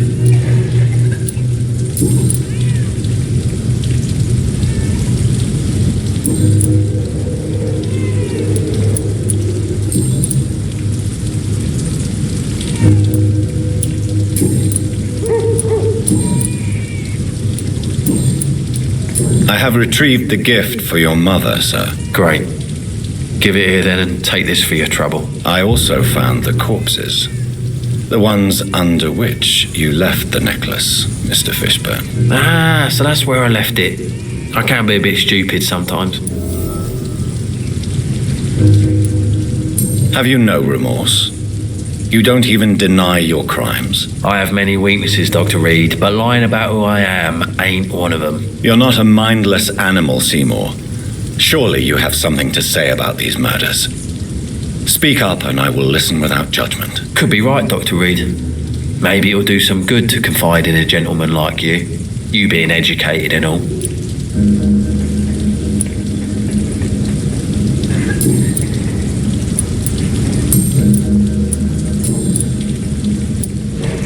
Tell me about your victims, Seymour. Who were they? Why them? Was there a link? Why should there be? They just kept getting on my nerves at the worst times, that's all. How many? How many victims? It's not like I keep records. It happens when it happens. You feel nothing, do you? No empathy for your victims at all? You seem pretty calm yourself, don't you? We're not talking about me. That right? Well, our calm's the only thing we have in common then.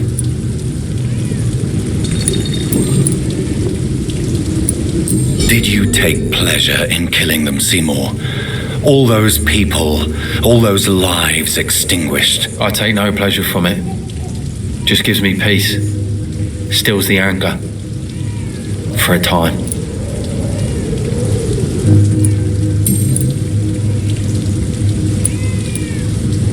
Did you take pleasure in killing them, Seymour? All those people... I take no pleasure from it. This rage you feel, have you ever been able to control it? Resist it? I tried. For my mum, I tried for her. Telling the truth made me feel better. For a while. Don't you think you should seek help? Talk to someone you trust, someone who cares about you. No. And don't dare speak about me to your colleagues either. Keep your mouth shut tight, especially about my mum.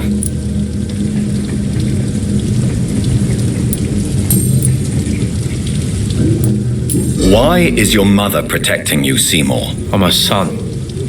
She's the only one who knows me. Sometimes I think she knows me better than I know myself. I understand you love her, but can't you see the awful situation you've put her in? Do you think my mum would have a better life if I were dead? She seems so sad to know me sometimes. I understand your mother's situation. Obtaining justice at the price of betraying her own flesh. It's quite a dilemma. It might be my mum's wish that I end up swinging from a hangman's noose, but she wouldn't want to be the one who ties a knot round my neck.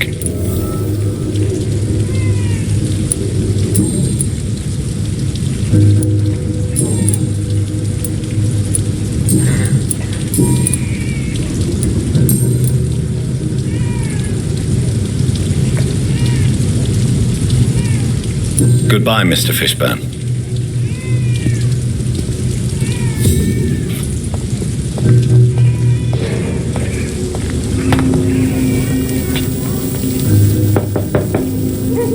Good evening, madam. I'm Dr. Reed. Could I come in? Why? What do you want? I work at the Pembroke Hospital. I'm investigating the flu epidemic in this area. Oh, the Spanish flu. Well, that's quite liberal of you, Doctor. But this is no time to be knocking at people's doors. The disease takes away the good people too, madam. Why not let me in? It's Mrs. Fishburne. Stella Fishburne. And yes, indeed. Why not let a doctor in?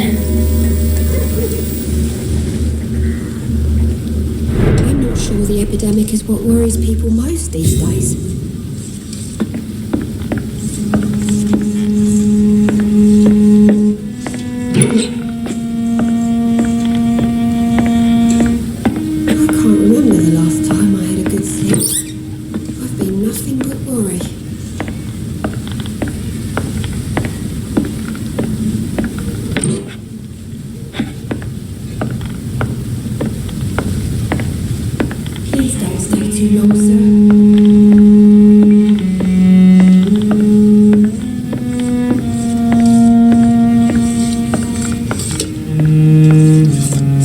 It's locked, all right.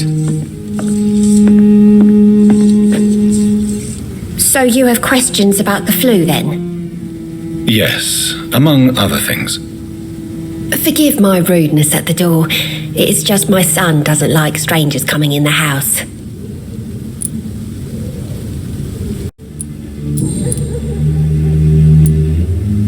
The orphan that regards you as a mother. Please tell me about him, Stella. You mean Rufus? I wish I could do even more for the poor boy. Most people are so selfish. But you're not. Years may have passed, but I haven't forgotten how it feels to go through days with nothing but an empty stomach. How is life around here? Life has always been hard in the East End. But it's everywhere nowadays, isn't it? Do you think the increase in violence has anything to do with the epidemic? Don't know, but it's most likely linked to the gangs if you ask me. Recently, it's like everyone has had to pick a side. Violence has always fed on poverty, don't you think? It's a cruel law of the human condition. And selfishness is their rotten fruit. These days, you can just die in the gutter and no one will bat an eye.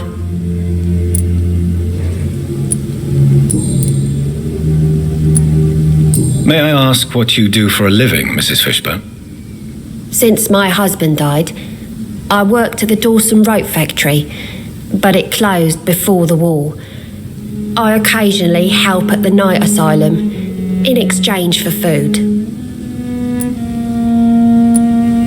Did your husband die in the war?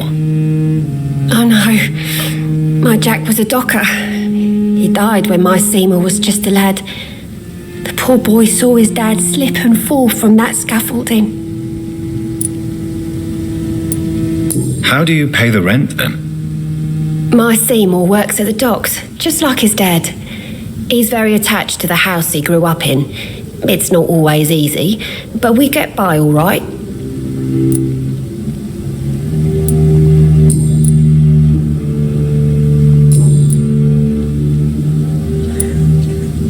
I'm trying to locate Mr. Sean Hampton. Do you know where he could be? You talking about the one everyone calls the sad saint? The man who takes care of the homeless? The very same, Miss Fishburne. I'm sorry. I don't know where his shelter is. But if you ask around, I'm sure you'll get your answer.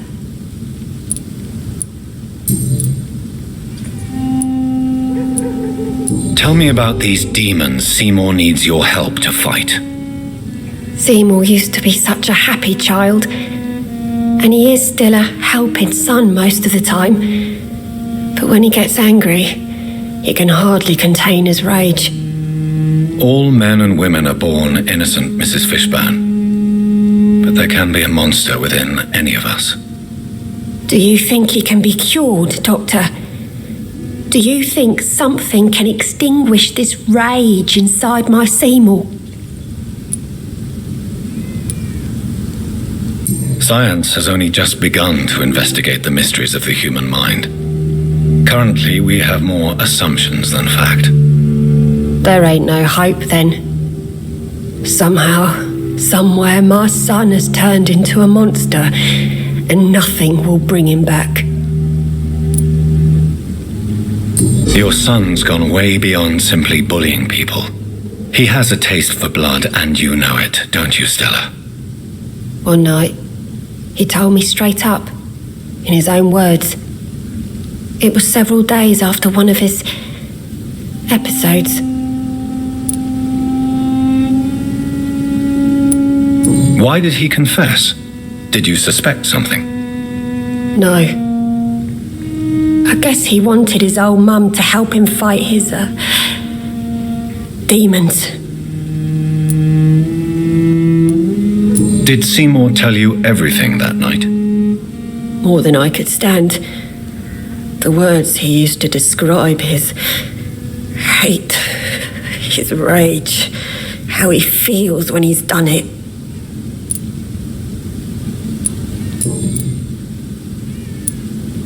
Stella, I know you are ashamed of your son's crimes. So why do you protect Seymour? I can't report my own son, can I? Not a burden I could bear. Burden? How do you mean? They'd hang him for sure. I won't send my only son to his death.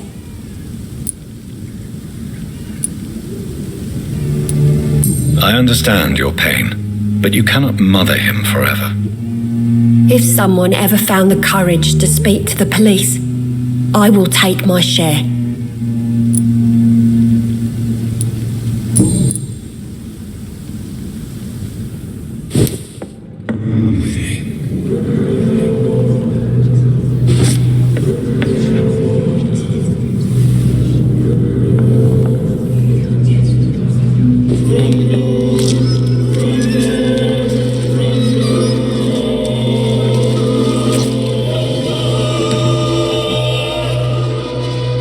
Should I have turned my Seymour in? Was my crime to love my son?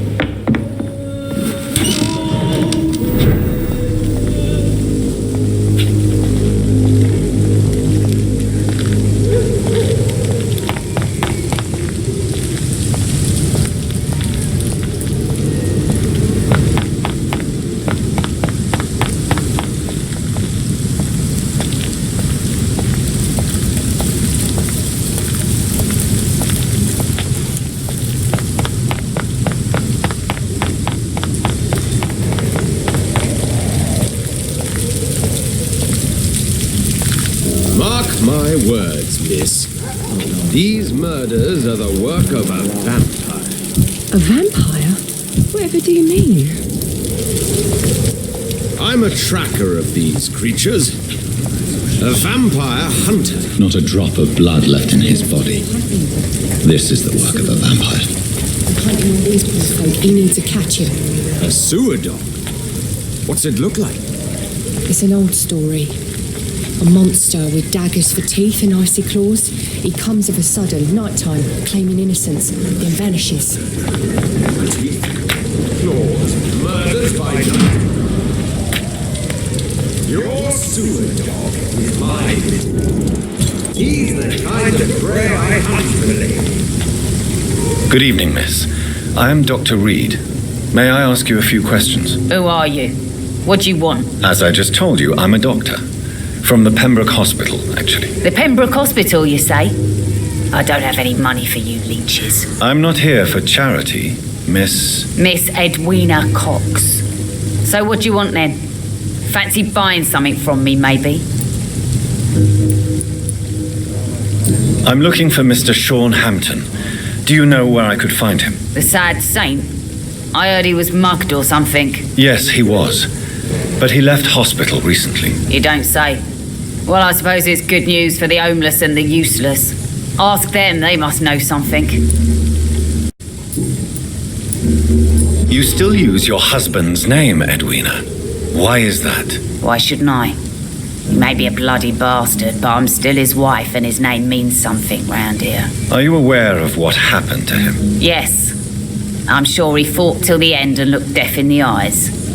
The boys will mourn him. Except one of them, maybe. What can you tell me about your work? I'm a businesswoman. I buy and sell things, and I send my wet boot boys after anyone who don't play nice with me. Gang member and shopkeeper.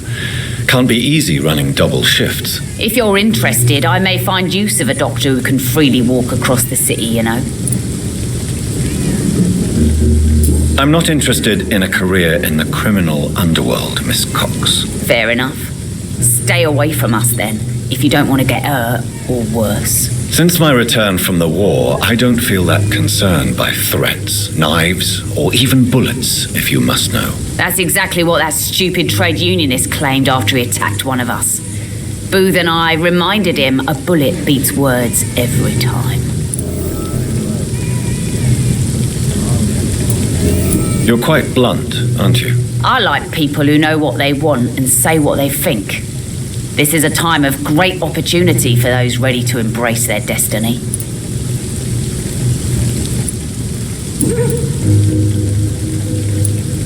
What can you tell me about this part of town? You can't trust anyone around here. As soon as you lower your guard, you can be sure some arsehole will take advantage of you. Really? Don't you think that's a little bit excessive? Bastards, all of them. This region only responds to violence and threats.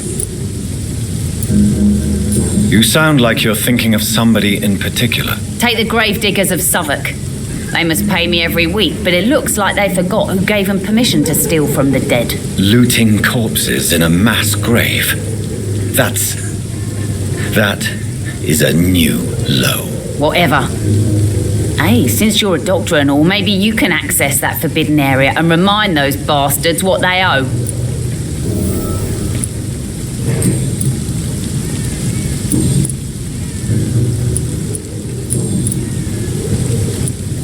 Tell me about the man you and Booth killed, Edwina. The bastard killed one of us and received retribution. There's nothing else to say. What happened exactly? I don't know and I don't care. One of ours was killed by that communist bastard, but he didn't brag for long. So you have no idea what really happened, but you executed him anyway. No one messes with the wet boot boys, Doctor. This is our territory and this is our law. And your conscience is clear. You kill without hesitation. Violence is an efficient tool, Dr. Reed, when used properly. So you decide who lives and who dies, just like that? Yes, Doctor. Just like that. I'm not saying it's fair. I'm saying it's my way of dealing with troublemakers.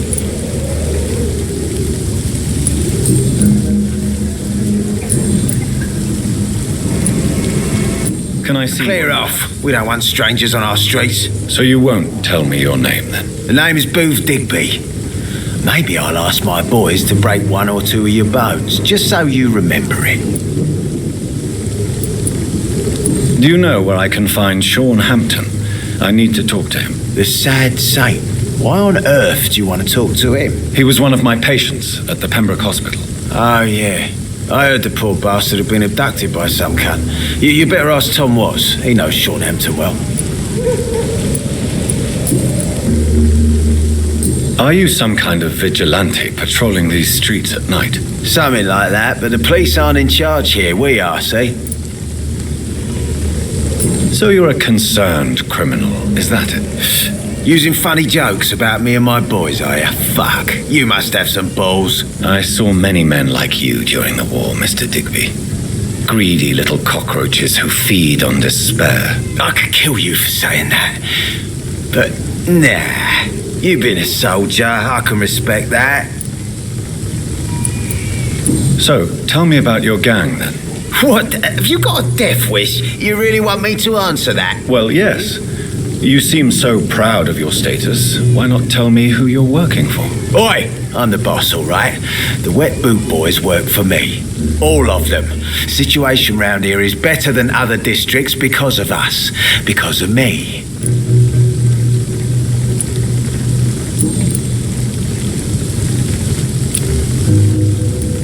What can you tell me about this part of town? Things ain't that bad, thanks to us.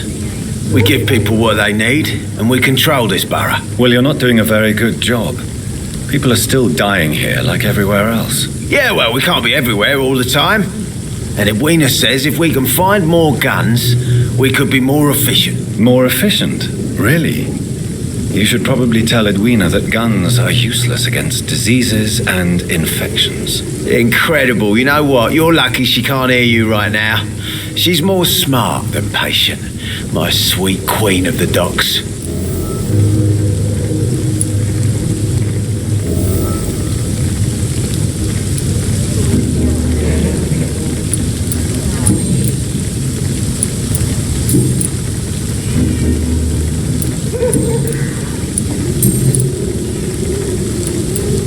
Tell me about the man you killed, Booth.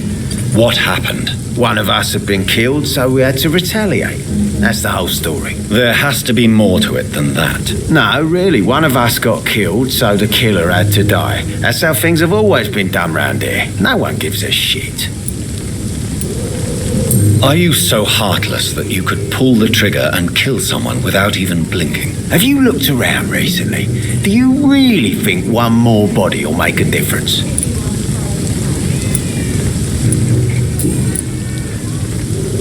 Goodbye, Mr. Digby.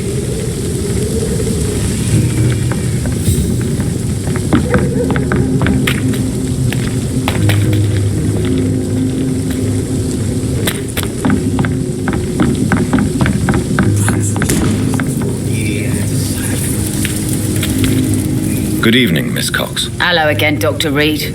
What do you want?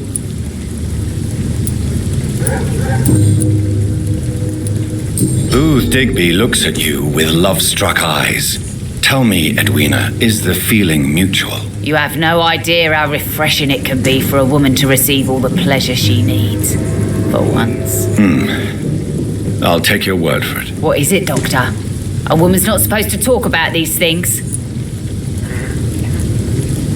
Behind all your crude words and your attitude, I sense romance and a soft heart, Miss Cox. Romance? I have no time for such rubbish. I use Booth like I use everyone else.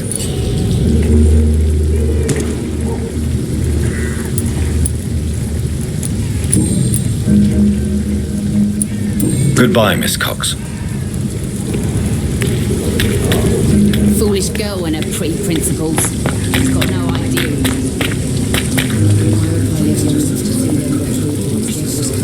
Good evening, sir. Have you witnessed any suspicious activity or strange events recently? And what do you define as a strange event? More to the point, who are you? My name is Ichabod Throgmorton, vampire hunter extraordinaire and warden of the East End. A vampire hunter? Really? I know what you're thinking. I'm just another lunatic howling at the moon, but I'm not. The bloodsuckers exist. And they're close. Mr. Throgmorton, I'm Dr. Jonathan Reed. I'd like to hear more about these vampires you're hunting. A man of science? Well, I'll be glad to enlighten you.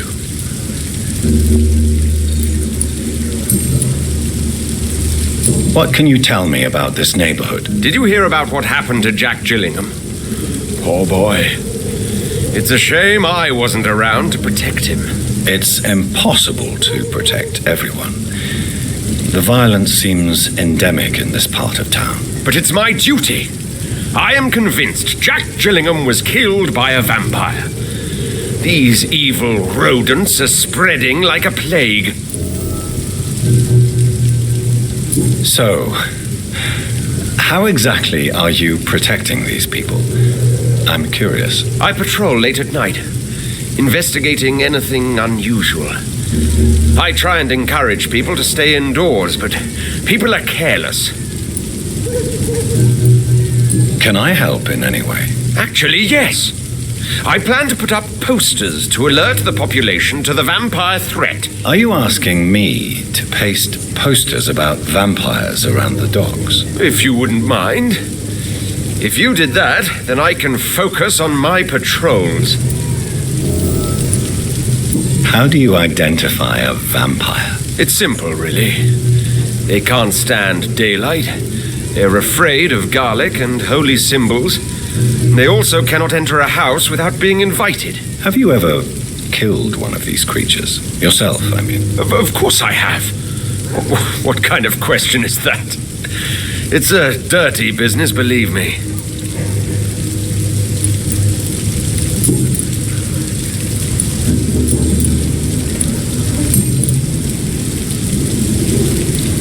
Have you heard of the Guard of Priwen? Of course. They're dedicated hunters. A little militant for my taste, but they do let anyone join. Were you ever tempted to join the Guard yourself? I did think about it, but I'm more of a silent hunter. They're more of a sanitary militia. So you hunt alone? That sounds risky. Vampires are just like every other predator. They hunt when they're hungry and follow certain patterns. It's just a matter of observation and patience.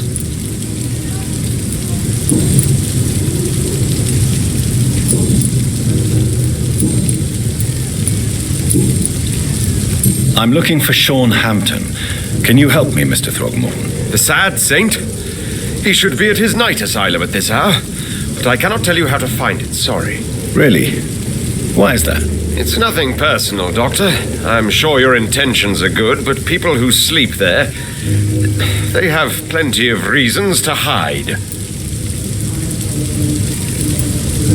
Maybe at least you can tell me who could help me find him. Tell you what, go and chat with Tom Watts. He's a bartender and good judge of character. If he talks to you, then it's fine by me. I could make you tell me, but I respect your refusal. You really believe Sean is a saint, don't you? All I will say is this. Gossip has it that when he was a child, he was molested. By a priest of all people. Funny thing is, though, it only strengthened his faith.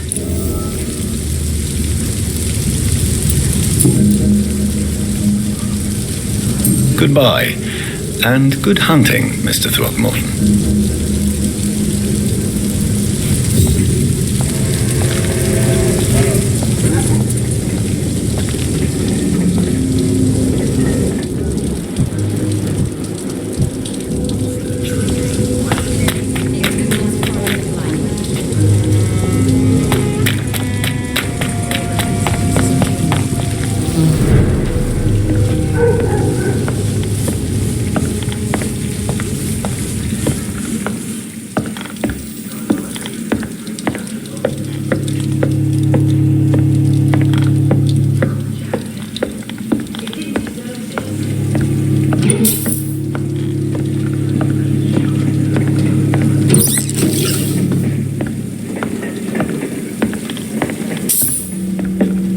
stupid or something?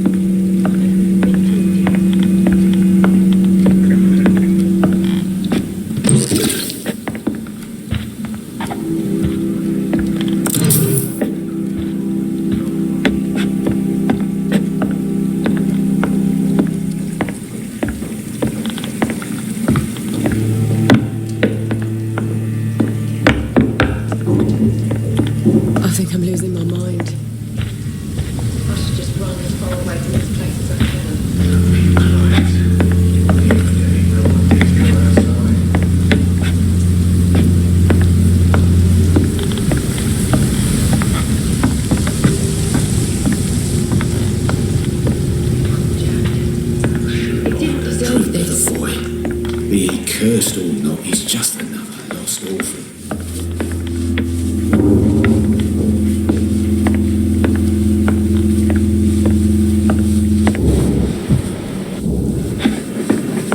I hope I live long enough to see them wet bootle. Evening, miss. Well, I never. That's a first. Customers who make that much mess rarely come back. Never mind in fancy togs. I'm much more myself than when we first met. By the way, I'm Jonathan, Dr. Jonathan Reed. Welcome back to the Turquoise Turtle then, Doctor. I'm Sabrina Cavendish. How can I help you?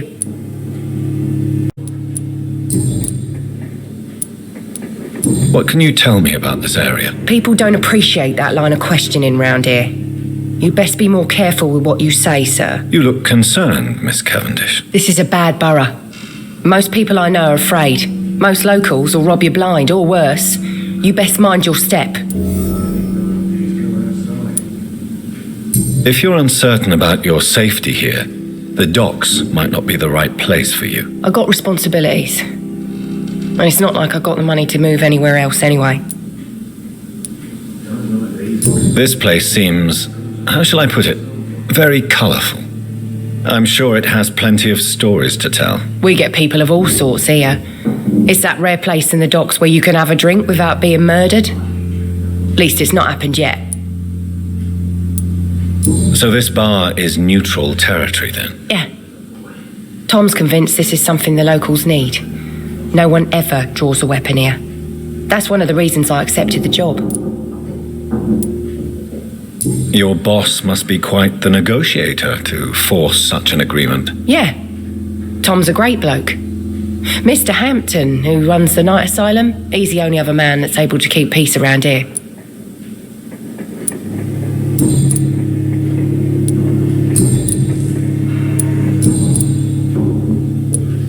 Excuse my curiosity, but where exactly are you from, Miss Cavendish? Something bothering you? What, my name? Or my complexion? Believe me, I never judge someone on their place of birth or the colour of their skin. If that's true, you'd be one of the few not to make fun of me. Just you, Tom, Dyson, Miss Fishburne, and of course Mr. Hampton. I'm sorry if I worried you. I was just curious to find out if you know this part of town well. Nosy. My dad was a sailor from Bombay, and my mum was a maid born up in Glasgow. They got married in London, and here I am.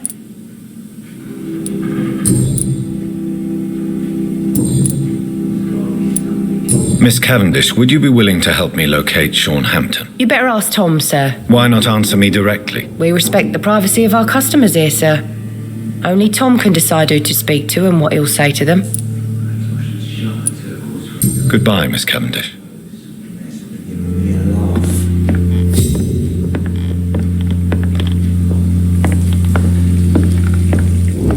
Times like these, a good drink's just as likely to cause a problem as to solve one. Good evening, sir. Whatever. Don't you recognize me?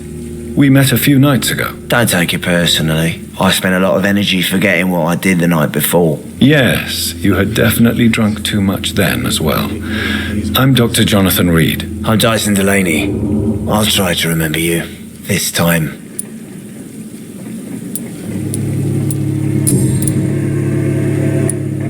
What do you do for a living, Mr. Delaney? I drink.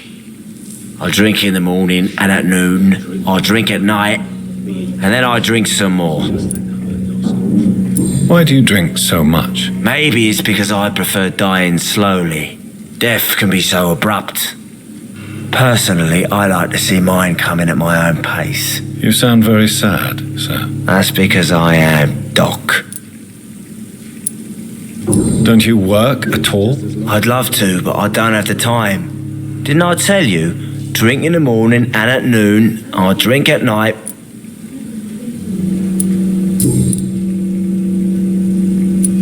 Is there anything in particular that you like about this part of town?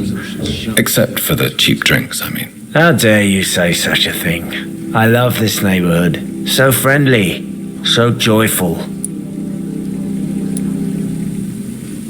No reason at all to rejoice, then? Life is hopeless and then we die, is that it? Let me tell you a story. All right. Go on. A few years ago, when I believed a resolute man could change things around here for good, a tragedy occurred nearby. What kind of tragedy? It was a bomb. Bomb that exploded and killed many people. Metal and blood everywhere. Shouts, fire, broken window of the shoe shop, the torn streetlight. You lost people you loved that day, didn't you? I've lost everything. But you know what the worst part is? I don't even remember where it happened. I've drunk so much to forget it, and now I can't remember where it was. I can't pay my homage to the dead. I'm sorry, Mr. Delaney. It's okay. If you ever find the place, just leave a flower for me there. Even if you tell me where it is, I'm not sure I'd memorize it. Is there anything in particular that you like about this part of town? Except for the cheap drinks, I mean. How dare you say such a thing? I love this neighborhood. So friendly, so... Why are you so cynical? Cynicism is the polite way to express despair, Doctor.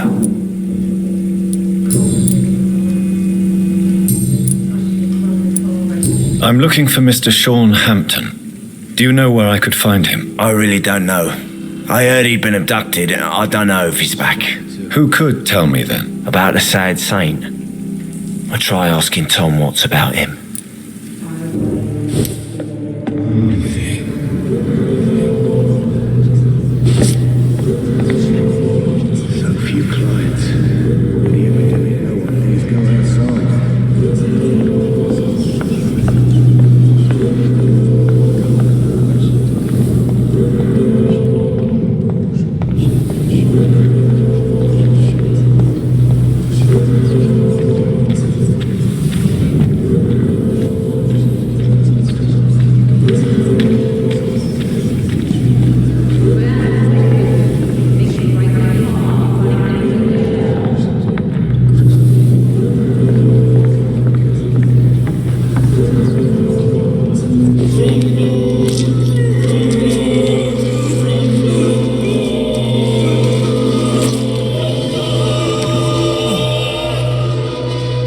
No one will ever know what I did. I'm gonna die with blood on my hands. No one will remember me. I guess it's them recruiting for some vengeance. In the meantime, the boys are waiting for our...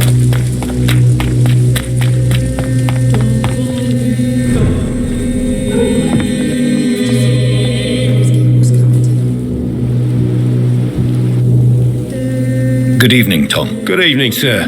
How are you tonight? Back to the docks, are we? You remember me then? Of course I do. You're that man who seemed so lost when he entered my bar a few nights ago. Thank you for your hospitality. I'm Jonathan Reed, by the way. I'm still Tom Watts. Welcome back, Doctor. What can you tell me about this part of town? It's not that bad, thanks to people like the sad saint of the East End. Who? Sean Hampton, our own private holy figure. Few are foolish enough to make peace with the gangs. Sean is one of them. How is it you can keep this place open? This part of town doesn't seem particularly safe. Well, since everybody needs a drink, my pub is considered neutral ground by most groups.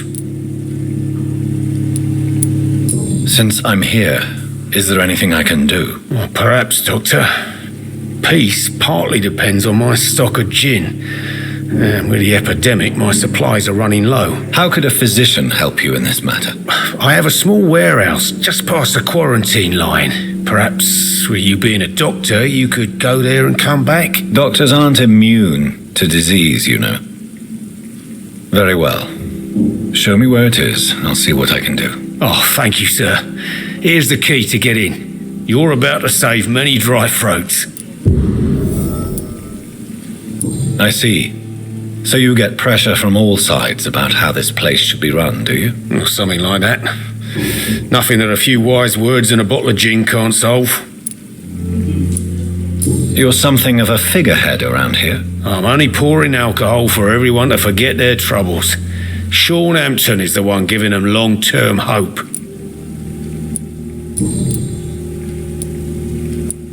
Why does your waitress feel in danger working on the docks? This part of town is dangerous for all, but for women it's worse, as always. Sabrina is a brave girl, but she can't help feeling in danger. Do you think she has good reason to feel this way? Are you not worried about her safety? Of course I am. The truth is, she's tougher than me deep inside. She just has to learn to control it. Tom, I need to find Sean Hampton as quickly as possible. I've been told you could help me. I heard the sad saint was recovering at Pembroke Hospital. Did he leave or something? The important thing is I find him, quickly. Why not try his night asylum? He takes care of those who need a meal or a roof there. Where is it? It's in an old warehouse, northwest of here. Just follow the bank to the west and go north when you reach the end of the pier.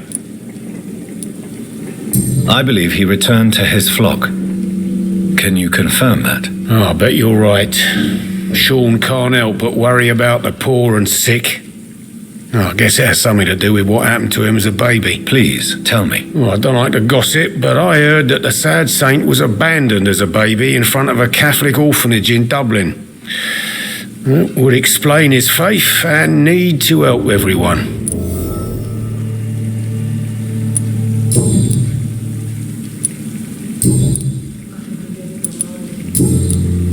Goodbye, Mr. Watts. Perhaps I should shut the turquoise for a time.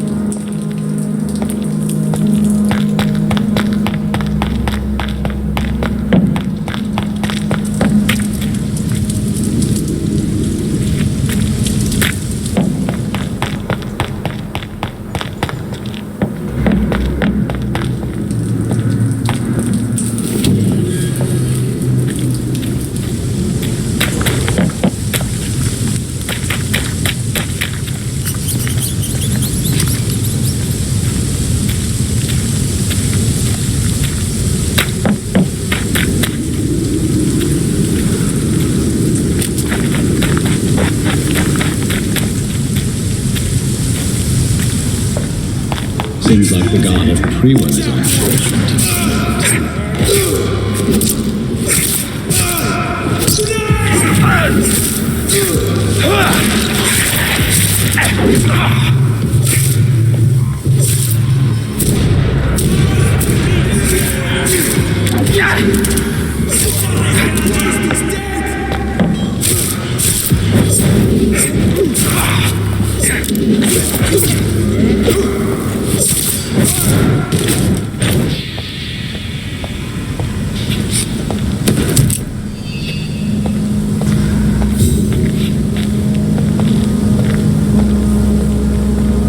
The wounds on this corpse are deep, the result of rabid rage.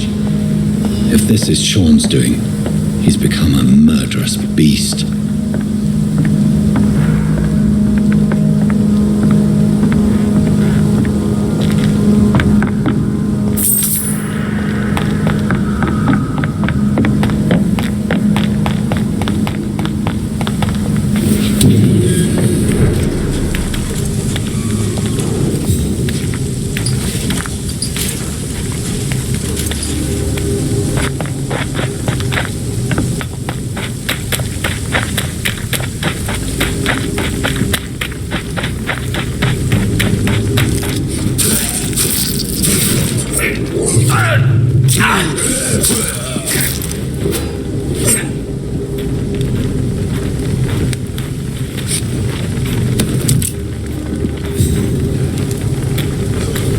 This poor man has just been slaughtered by a vampire. The body's still warm.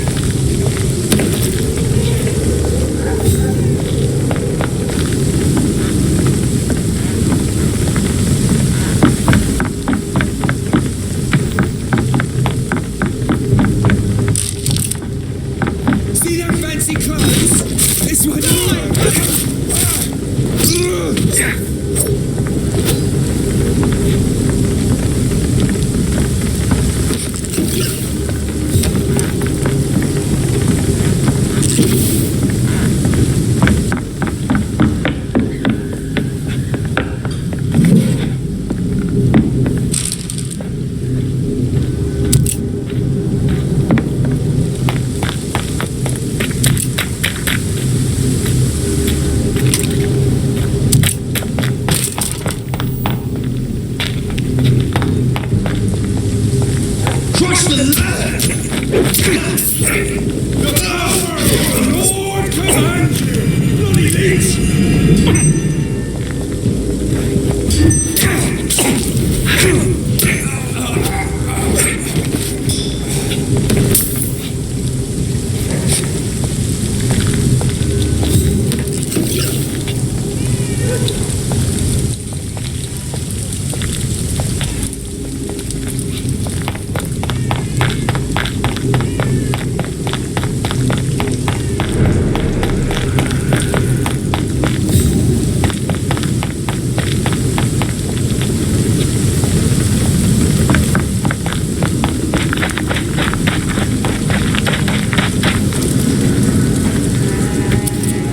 Good evening, miss. I'm Dr. Jonathan Reed. May I have your attention for a minute? Good evening, sir. My name is Giselle Paxton, but I don't have time for men like you. Have we met before? No, but I just need to look at your fancy clothes to know that you must be desperate to visit the docks at night. That's quite judgmental of you. Sir, I've led enough strikes when I had a job to identify you as an enemy of the working class. May I ask what you do for a living? I'm killing myself scraping for a living. And you? Have you ever had to struggle in your entire life? As I told you, I'm a doctor. You have to work a lot to earn that title. Oh, a doctor. Born with money in a nice house, were we? Was Daddy a banker or a doctor himself? Why such hatred? Are you judging me by my clothes and my job? Course I am. Fuck, you're so blind. You don't even see your privilege. Lazy people like you disgust me.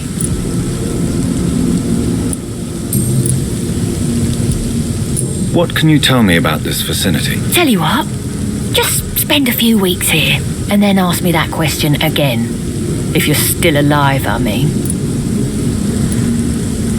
If you have something to say, say it. I'm getting tired of all this. Oh, you want information instead? Well, here's some for you. Giselle Paxton does not like you at all, Doctor. You don't know me, Miss Paxton, and yet you see me as an enemy. Oh, your manners, your clothes, your words tell me everything about you, sir. I know your kind, and you don't belong here. Oh no, Miss Paxton, you really don't know my kind. You have no idea who I am. All right, okay. No need to get all worked up.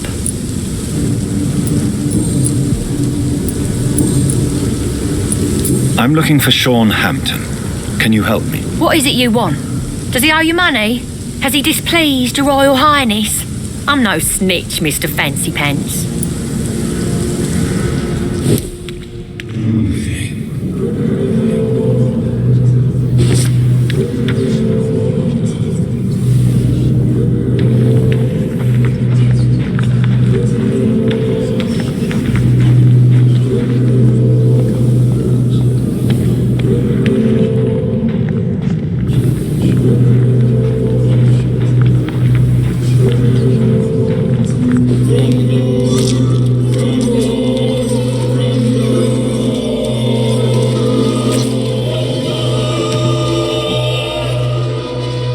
What a waste of life. I only managed to be hated by all the people I loved.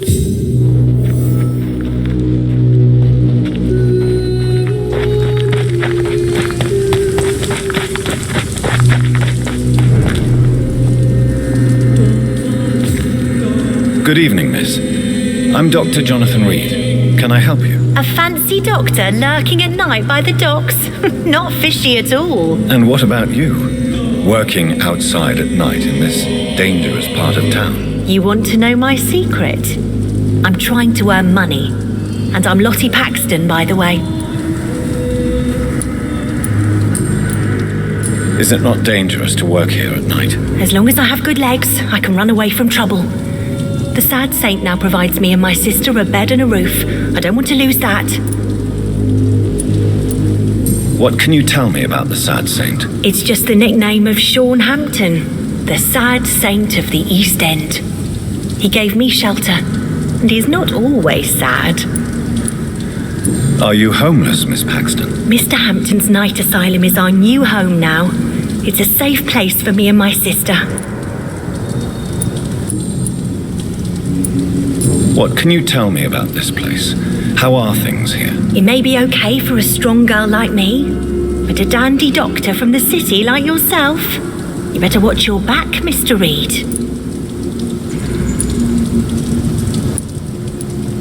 You really think I should go back to a safer place, miss? No, I think you had better stay and help as many people as you can. Just avoid the wet boot boys. Those bastards are worse than the epidemic. Which local dangers must I avoid? Well, the gangs, the thieves, the drunks, the jobless. A man with your fancy clothes will attract a lot of attention. Well, I am not someone so easily intimidated. Glad to hear that. And if you get into trouble, you can always...